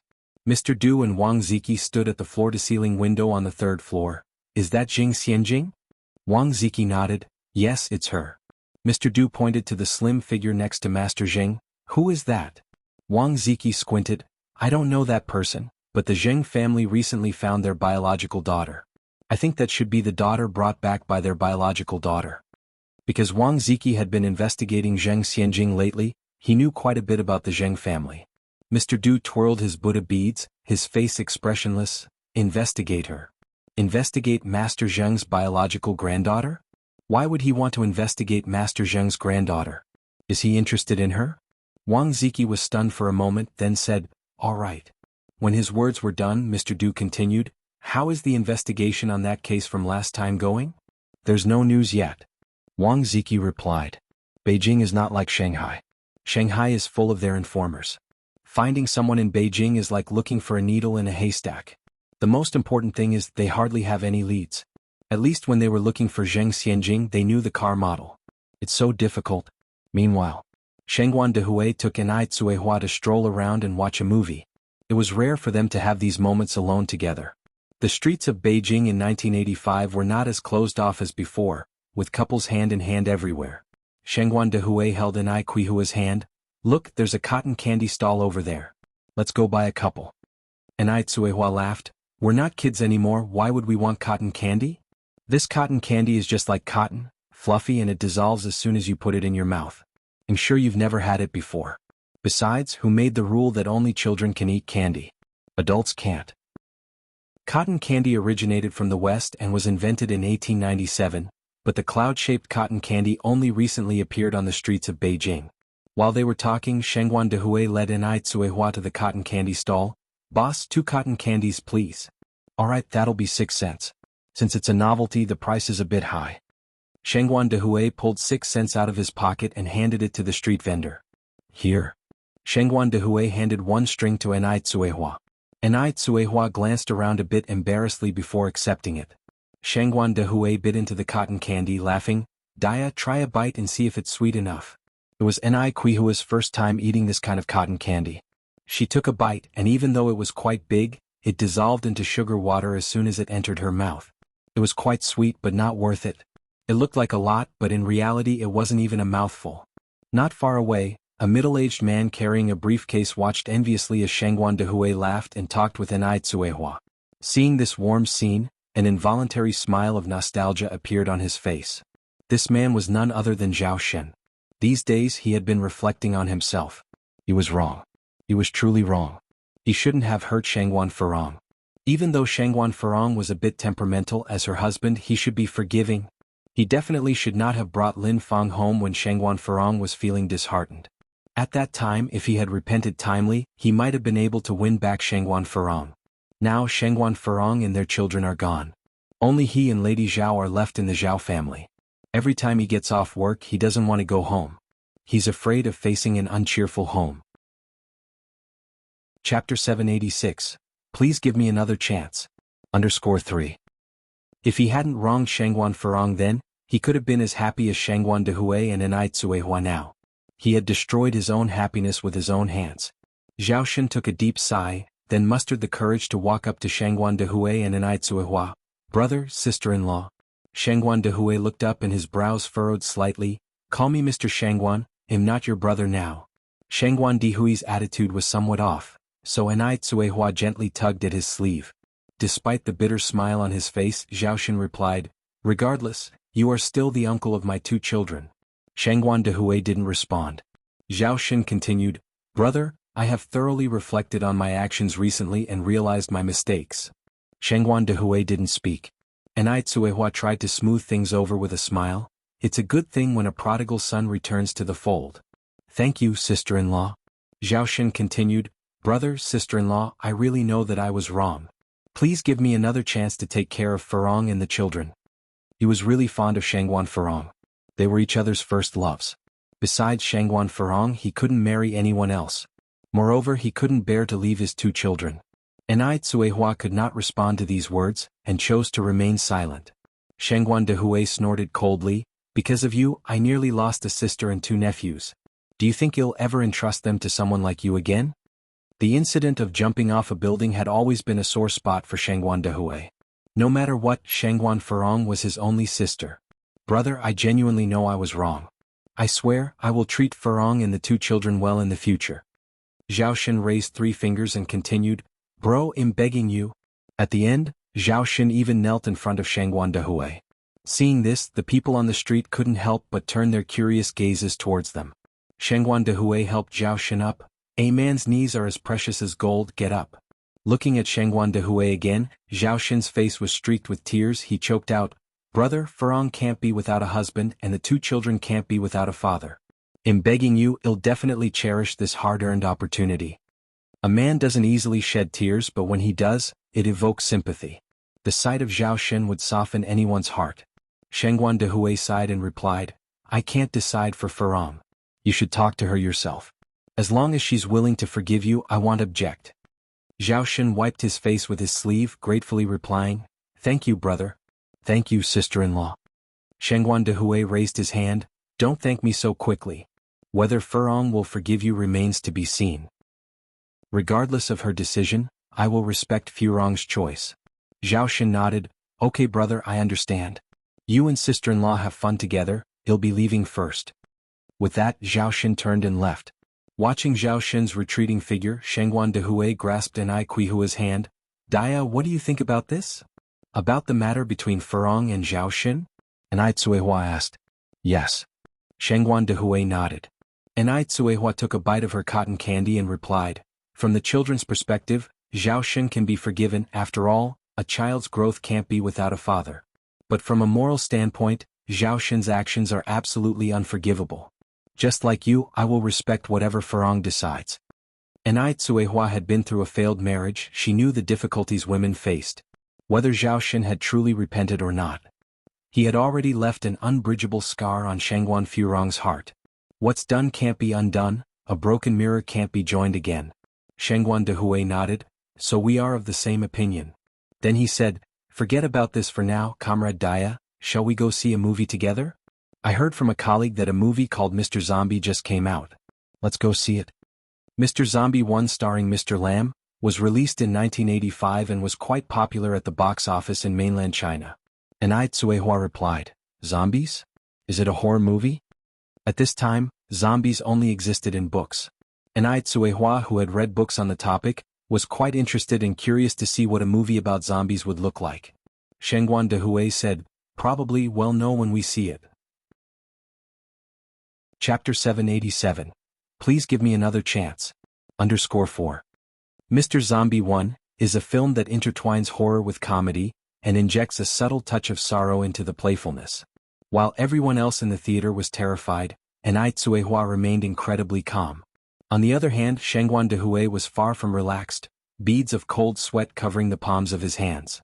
Normally he was quite brave, but the sight of the ghost bride sitting on Chen Ziaheo's bicycle and the haunting tune accompanying her appearance turned Shangguan Dehui's face pale. He clenched Anai Kuihua's hand tightly. Anai Tsuehua chuckled, "What's there to be afraid of? It's all fake." Shangguan Dehui. After leaving, Zhao Xin went to a flower shop and bought a bouquet of fiery red roses. Had heard that young people in love these days are into this sort of thing. He wasn't sure whether Shangguan Furong would like it or not. Elsewhere, Master Zheng and Madame Zheng were buying candied hawthorns with little Anai Yun. Perched atop Master Zheng's shoulders, the laughter in little Anai Yun's eyes was infectious.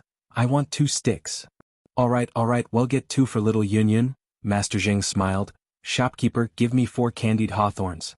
Quickly, the candied hawthorn shopkeeper handed 4 sticks of candied hawthorn to little Anai Yun. "Here you go, young lady." Little Anai Yun said gratefully, "Thank you, shopkeeper." The shopkeeper was pleasantly surprised. "Such a polite little girl." Little Anai Yun responded, "And you're polite too, shopkeeper." The candied hawthorn shopkeeper was beaming with delight. This little girl is good at making logical inferences. Master Zheng and Madame Zheng also couldn't help but laugh out loud. Madame Zheng asked, "Yun Yun, who are these 4 candied hawthorns for?" Little Anai Yun replied, "2 are for myself, 1 is for sister and 1 is for sister Xianjing." Although little Anai Yun may be young, she has big thoughts. Madame Zheng then asked, "Why aren't there any for grandpa and grandma?" Little Anai Yun reasoned, "Because grandpa and grandma are adults and adults can't eat candy." In her mind, even Anai Yang and Zheng Xianjing were still little kids. Master Zheng feigned disappointment. "What should we do if grandpa and grandma still want some?" After pondering for a bit, little Anai Yun finally decided to share her own. She took out one of her candied hawthorns. "This stick is for you and grandma. Yun Yun will just have 1." Grandpa, you and Grandma can only have one stick. If you eat too much, your teeth will hurt. Madame Zheng pinched little N.I. Yun's hand while standing on her tiptoes. You little smart aleck. Grandpa was just teasing you. Grandpa and Grandma don't eat candy. You eat it. Finding out that she was still entitled to 2 candied hawthorns, little N.I. Yun was over the moon. At the agricultural trade market, Wu Yenyun went to the grains and oils section, where she was planning to buy some rice and flour to take home. Now, rice was priced at 2 cents per pound and flour was 1 cent. She bought 5 pounds of each, enough to tide her family over for roughly a week. With the remaining 5 cents, she bought half a pound of edible oil to take home as they were out. Once she gathered everything, she reached into her pocket to pay but found it empty. The color drained from Wu Yenyun's face. Where was her money? Where had her money gone? Wu Yenyun frantically checked her pockets again, but they were still empty. Now Wu Yenyun was panicking, turning her pockets inside out. Where's my money? Where's my money? It was here just a moment ago. Wu Yenyun's voice was trembling. Those 2 yuan was to feed her entire family. It was their lifeline. What to do now? What was she supposed to do now? Seeing Wu Yenyun in such a state, the grains and oil shopkeeper flipped the rice and flour back into their respective containers, a trace of annoyance coloring his words. Why are you buying things without money? Are you fooling with me? Seriously? At that moment, Wu Yenyun's world crumbled. Everything seemed gray. Her parents worked so hard every day just to earn a little over a yuan, and she'd lost too. She was letting her parents down. She was so useless. Wu Yenyun crumpled onto the ground, sitting there and crying her heart out, oblivious to her surroundings. At that moment, what else could she do but cry? Many people came and went, yet no one extended a helping hand. There were plenty of pitiful people out there. If everyone were to show sympathy for each one, who could keep up? N.I. Yang visited her Sifu's place every day, and today was no exception. Her Sifu's place was in a more rural location where it wasn't easy to shop for groceries, so N.I. Yang planned to buy some everyday essentials to bring over. As she approached the entrance of the agricultural market, she spotted a girl sitting on the ground, crying in despair. Her cries were heart-wrenching. N.I. Yang squinted slightly, finding the girl somewhat familiar. After taking a closer look, isn't this girl Wu Yenyun? Chapter 788, Please give me another chance. _5. For some reason, upon seeing Wu Yenyun, N.I. Yang felt an inexplicable sense of familiarity. Yenyun, N.I. Yang walked over, squatting down beside Wu Yenyun and patted her shoulder. After patting Wu Yenyun without any response, N.I. Yang patted her again. Yenyun? Only then did Wu Yenyun react. She lifted her head and saw a clean and pretty face choke back a sob. Yang Yang? N.I. Yang handed her a clean handkerchief. Yenyun, wipe your tears first. Wu Yenyun raised her hand, wiping her face indiscriminately with her sleeves. Don't get your handkerchief dirty. It was evident that N.I. Yang belonged in a different world from hers. You could tell that N.I. Yang must have a good family environment, unlike her. N.I. Yang stuffed the handkerchief into Wu Yenyun's hands with a smile. It's okay, handkerchiefs are meant for wiping stains, what else would they be for? Thank you. Wu Yenyun gripped the handkerchief, warmth spreading in her heart. N.I. Yang then helped Wu Yenyun up from the ground. Yenyun, what's the matter? No, nothing. Wu Yenyun used the handkerchief to wipe away her tears. Just by the agricultural market, there was a dumpling soup shop. Considering it was past 12 p.m., Wu Yenyun probably hadn't eaten yet, so N.I. Yang took her to the shop saying, let's eat and chat inside. But where would Wu Yenyun get the money to eat? No need, Yang Yang, I've already eaten. N.I. Yang chuckled, that's okay. I haven't eaten yet anyway. Just think of it as keeping me company during my meal. Upon hearing that, Wu Yenyun had no choice but to follow N.I. Yang into the dumpling soup shop. There weren't many customers in the shop. Seeing the new customers, the boss lady greeted them enthusiastically. What can I get for the 2 of you? N.I. Yang looked at the menu and ordered 2 large bowls of dumpling soup, then 2 pan-fried dumplings and add an egg to each soup.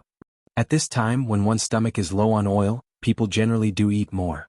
N.I. Yang didn't have a big appetite, and she was concerned Wu Yenyun wouldn't be filled up. If she ordered different dishes, she was afraid Wu Yenyun would misunderstand. Wu Yenyun responded, Yang Yang, just order what you want. I have really already eaten. N.I. Yang gave a small smile. We are friends now. I'm just treating you to a meal. What does it matter? Are you going to just sit there and watch me eat? Boss lady, could you please serve the food now? The boss lady wiped her hands on her apron, smiling brightly. All right, you two just wait for a while. A short while later the dumpling soup was served. And Yang tasted a spoonful first. Yinyun, eat quickly. Dumpling soup is best eaten hot. Okay. Wu Yinyun nodded. After not eating well last night and only having some rice soup in the morning and a small lunch at home, Wu Yinyun was really hungry now. She quickly gobbled up 5 or 6 dumplings and couple of spoonfuls of soup, then looked up at Yang, hesitated for a moment and stuttered, Yang, I am full now. Can I take the rest home? Yang suddenly recalled what Han Xiaoyu had told her before, that Wu Yinyun had 3 younger brothers at home and their family was not well off. I think they don't allow takeouts here. You should just finish it. Otherwise it would go to waste, said Yang. Really? Wu Yinyun asked. Yang nodded. Hearing that, Wu Yinyun resumed eating, regretfully thinking that her 2 younger brothers and grandmother won't get to taste the delicious dumpling soup. Midway through the meal, Yang asked, Yinyun, what happened earlier? Why were you crying so much? Wu Yinyun shook her head, the tears welling up in her eyes again. I'm really all right. Yang patted Wu Yinyun's hand and smiled, we are friends now. There's nothing that we can't talk about, right? Wu Yinyun bit back her tears. I lost the 2 yuan my mom gave me. It was supposed to buy rice. Yang consoled her. As the saying goes, losing wealth is a way to avoid disasters. Don't cry, Yinyun. Finish your meal first, I'll go pay. Wu Yinyun nodded. Yang walked towards the counter and whispered to the boss lady, could you pack 5 dumpling soups, the same as what we had, and then another 5 braised duck legs? The boss lady confirmed. So, it's large dumpling soup with pan-fried dumplings and eggs, all included? Yes. Yang nodded. The boss lady did a quick calculation. That will be 7 yuan. Yang handed her 2 large denominations. Put the change all in the takeaway bag. All right. The boss lady nodded. Chapter 789. Please give me another chance. _6. After paying, Yang walked out. Wu Yinyun had almost finished eating.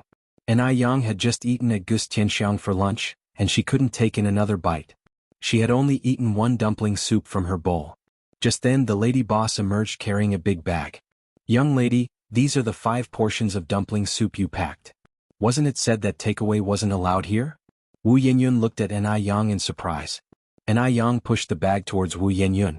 This is for you. Take it home for your brother and your family to enjoy. Wu Yinyun quickly refused. No, I can't accept it. Yang had been kind enough already, how could she accept more from her? Yang gave a light laugh. It's okay. Everybody has their fair share of hardships. Just take it. Wu Yinyun was so moved that she was at a loss for words. She was on the verge of tears.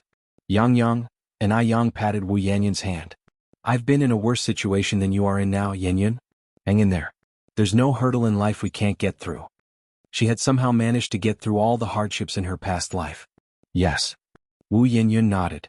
Yang continued, I've tasted my dumpling soup, but I didn't touch the pot stickers and the eggs. If you don't mind, you can take them too. Wu Yinyun finally understood. When Yang said that takeouts weren't allowed, she was just trying to make from Wu Yinyun eat more. She felt a lump in her throat. The tears that she had been holding back began to flow again. I don't mind. Wu Yinyun's head was nodding. Yang, thank you. When she was able, she wanted to be like Yang, someone who spreads warmth. Yang stood up. I have something else to take care of. I'm leaving now. I'll walk you out. Wu Yinyun also got up. Yang smiled and said, no need, we are not going the same way. With that, she turned and walked towards the agricultural market. Wu Yinyun called over the lady boss and had Yang's portion of dumpling soup packed as well. As she was about to leave, Wu Yinyun accidentally found a 5 yuan bill and 3 1 yuan banknotes in the bag. Boss, where did this money come from? Wu Yinyun asked. The lady boss grinned. That young lady who was with you just now told me to put it in the bag. Wu Yinyun was slightly taken aback and then she realized what Yang had done. Yang was probably trying to protect her dignity with that gesture. She truly was a good person. Wu Yinyun silently acknowledged in her heart. When she was carrying the dumpling soup home, she bumped into the landlord, Wu Lan, coming out of the courtyard. Wu Lan noticed a peculiar expression on Wu Yinyun's face for a moment and then quickly resumed her smile. Yinyun, you're back. Wu Yinyun nodded. Aunt Lan. Wu Dalong and Wu Erlong came bounding out of the courtyard. Big sister. Big sister is home. Big sister, what are you carrying? It smells so good. Wu Yinyun smiled and said, Of course it's something good. Wait a moment. I'll divide it up in the kitchen. Wu Dalong was jumping with joy. Wu Yenyun kept the other 5 portions of dumpling soup for dinner and took out Nai Yang's portion separately, dividing it into 3. Nai Yang had just symbolically eaten a mouthful of her portion. Since it was a larger portion, it could be divided into 3 bowls. She gave 1 egg to Granny Wu, and 1 pot sticker each to Wu Dalong and Wu Erlong. Upon seeing that the food was divided into 3 portions, Wu Erlong asked, "Big sister, aren't you eating?" Wu Yenyun smiled and said, "Big sister has already eaten." Before Wu Erlong could respond, Wu Dalong eagerly said, "Xiaolong, if you're not eating, I'll eat your portion for you." Wu Erlong immediately guarded his meal. Wu Yenyun took the remaining portion to their grandmother. Their grandmother scolded with a stern face, "We're already so poor we can't afford food.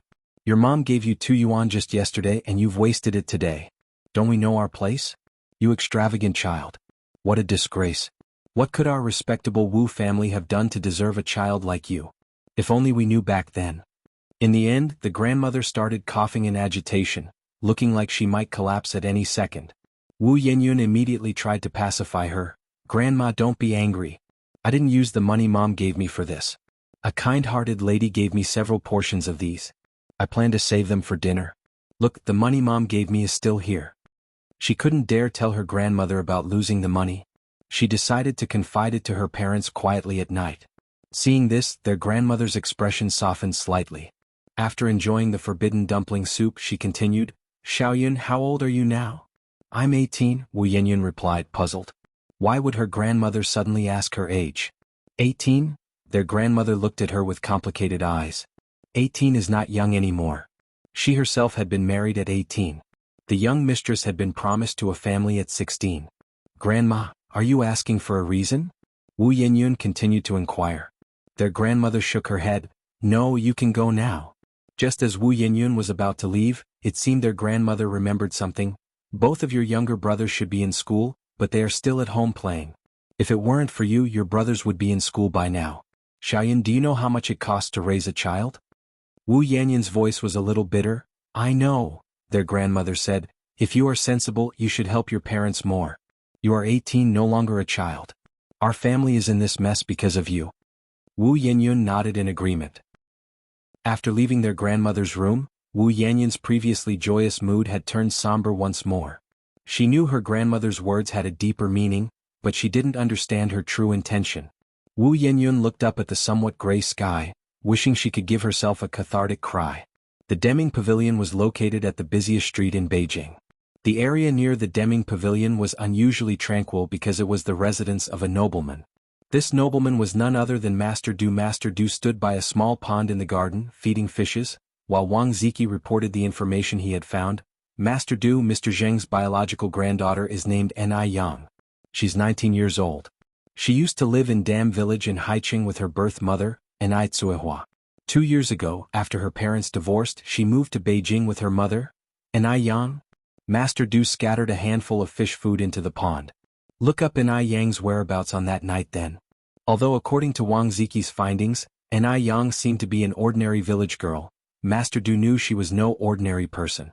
Wang Ziki was momentarily taken aback before nodding in acknowledgement. "Third brother, who is this lady you are going to such lengths for this time?" A fashionable woman approached from afar. Wang Ziki respectfully greeted, "Second Mississippi." Master Du glanced back, absent-mindedly twirling his prayer beads. "She saved my life. She is not a paramour." "Second sister, when did you arrive in Beijing?" Chapter 790, So Unique. Found the real lifesaver. _1 The person who arrived was none other than Du's half-sister from the same father, Du Jiaojiao. Du Jiaojiao was 36 years old this year, but she looked no different from a woman in her early 20s. She was wearing a fashionable lace dress, her hair was curled in golden waves, and she had on a pair of light black high heels. As she walked, each step clicked on the floor, emanating an aura of authority. Upon hearing this, Du Jiaojiao asked seriously, "A savior? What happened?" Du narrated the incident from that night in a calm and composed manner. His casual demeanor as if the person who almost died that night wasn't him. People like Du had long understood the cycle of life and death. To him, life and death were no more than a cycle. Du Jiaojiao squinted her eyes in anger and said, "These people are absolutely reckless. No sooner had you left Shanghai than they set their sights on Beijing. Du twiddled with his Buddha beads. No point getting angry, it's not good for your health. Du Jiaojiao was so angry that she started to laugh. Who do you think I'm doing this for? It's all for you. Although he wasn't her full brother, their bond was much deeper than that of ordinary siblings. Du Jiaojiao then asked, have you found out who's behind this? Du nodded his head. Du Jiaojiao jumped in, who is it? I'll kill him myself. Du replied, there's no need for you to act, sister. I've already taken care of it. Du Jiaojiao laughed, I always knew you were a smiling tiger, pretending not to care on the surface but holding grudges deep down. Given her brother's tumultuous past, his journey to the present has been far from easy. Along the way a lot of blood had been shed. He truly stepped on bones to get where he is. With one hand on his Buddha beads and the other tossing some fish bait, he said, I'm no saint, if someone crosses my line, I'll naturally pay them back.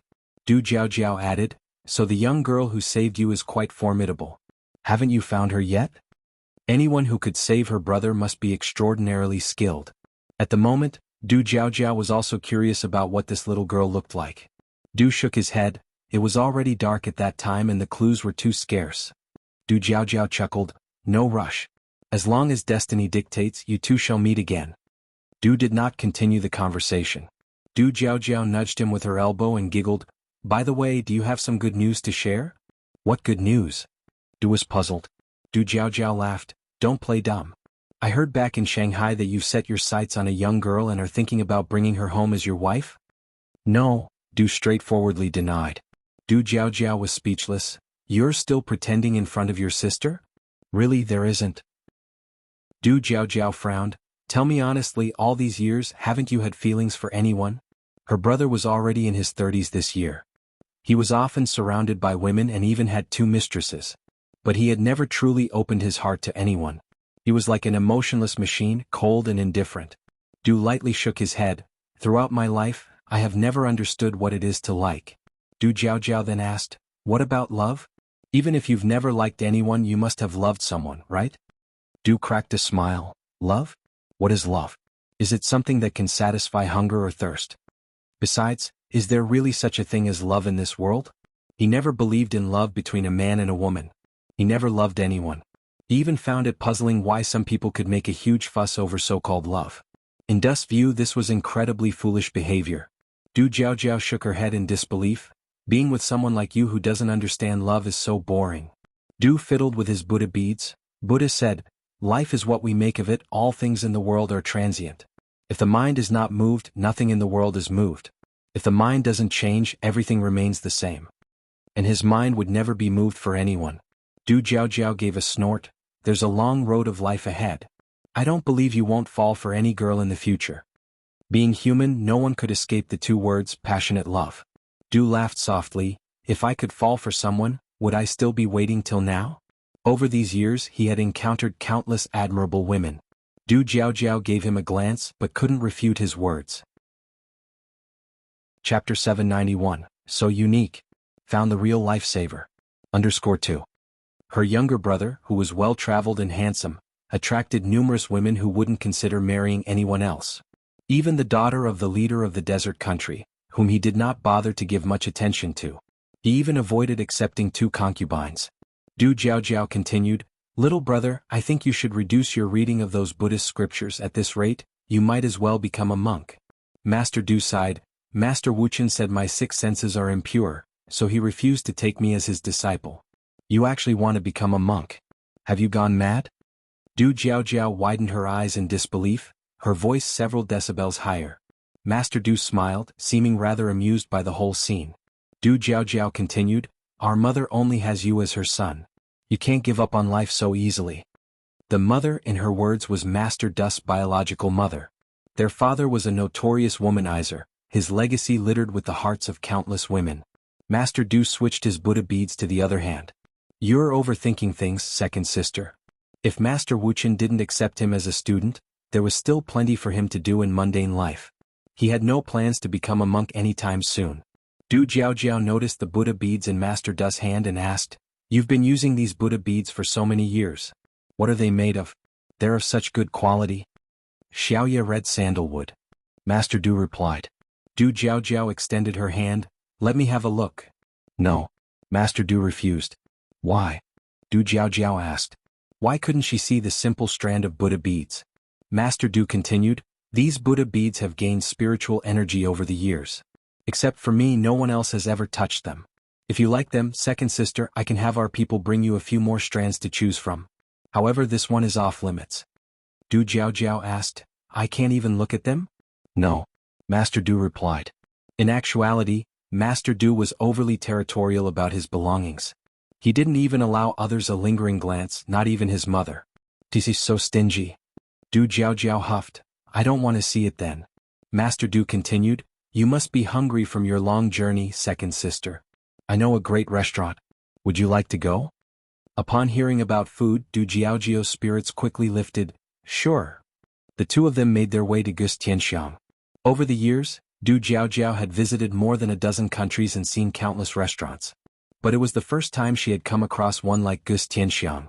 More than a restaurant, it was like an art gallery. Awe-inspiring. Du Jiao exclaimed, goodness!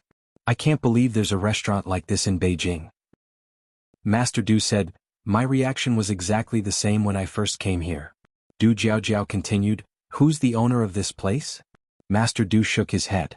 He too was curious about the owner of the shop, but their privacy was well guarded, so he couldn't find out. Laughing, Du Jiao said, how mysterious. As they entered a private room, Du Jiao couldn't help but exclaim again. She pulled a waitress aside and asked, young girl, the garment you're wearing is really beautiful. Is this a vintage piece? Where did you get it? All the waitresses at Gustianxiang underwent professional training. Dear customer, the dress I'm wearing is called Chiru, a traditional Han costume. It's custom-made from a factory by our boss. Upon hearing this, Du Jiao's curiosity about the owner of Gustianxiang piqued even more. Young girl, who's your boss? The waitress shook her head. I'm not really sure, I've never seen our boss. So, the owner of Gustianxiang wasn't a simple character. Du Jiao asked, if you've never seen your boss, then who's responsible for running the restaurant now? The waitress replied, currently our restaurant is being managed by the manager. Du Jiao nodded, okay, bring me the menu. The waitress handed Du Jiao the menu. Du Jiao looked up at Master Du. Little brother, what would you like to eat? Master Du glanced at Du Jiao. I'm vegetarian. Du Jiao shook her head in disbelief. You recite scriptures, wear Buddha beads and eat vegan. Anybody who didn't know better would think you're a monk. You're just so boring. They'll have this grand spread, this gold-plated bounty and this. In one breath, Du Jiao ordered a long list of dishes, considerately adding 3 vegetarian dishes for Master Du. Would you like anything to drink? The waitress asked. Du Jiao thought for a moment, then said, oh, my skin has been in terrible condition lately. It's so dry and uncomfortable. Let's have a lemon water. You're tuning in to the Han Li's Wuxia Chronicles YouTube channel. We're so grateful for your support, and don't forget to subscribe to join us on this incredible journey through captivating stories. Your generosity through donations truly makes a world of difference, as it's the primary source of revenue that allows me to expand and enhance this channel for you. Thank you from the bottom of my heart for being a part of this adventure.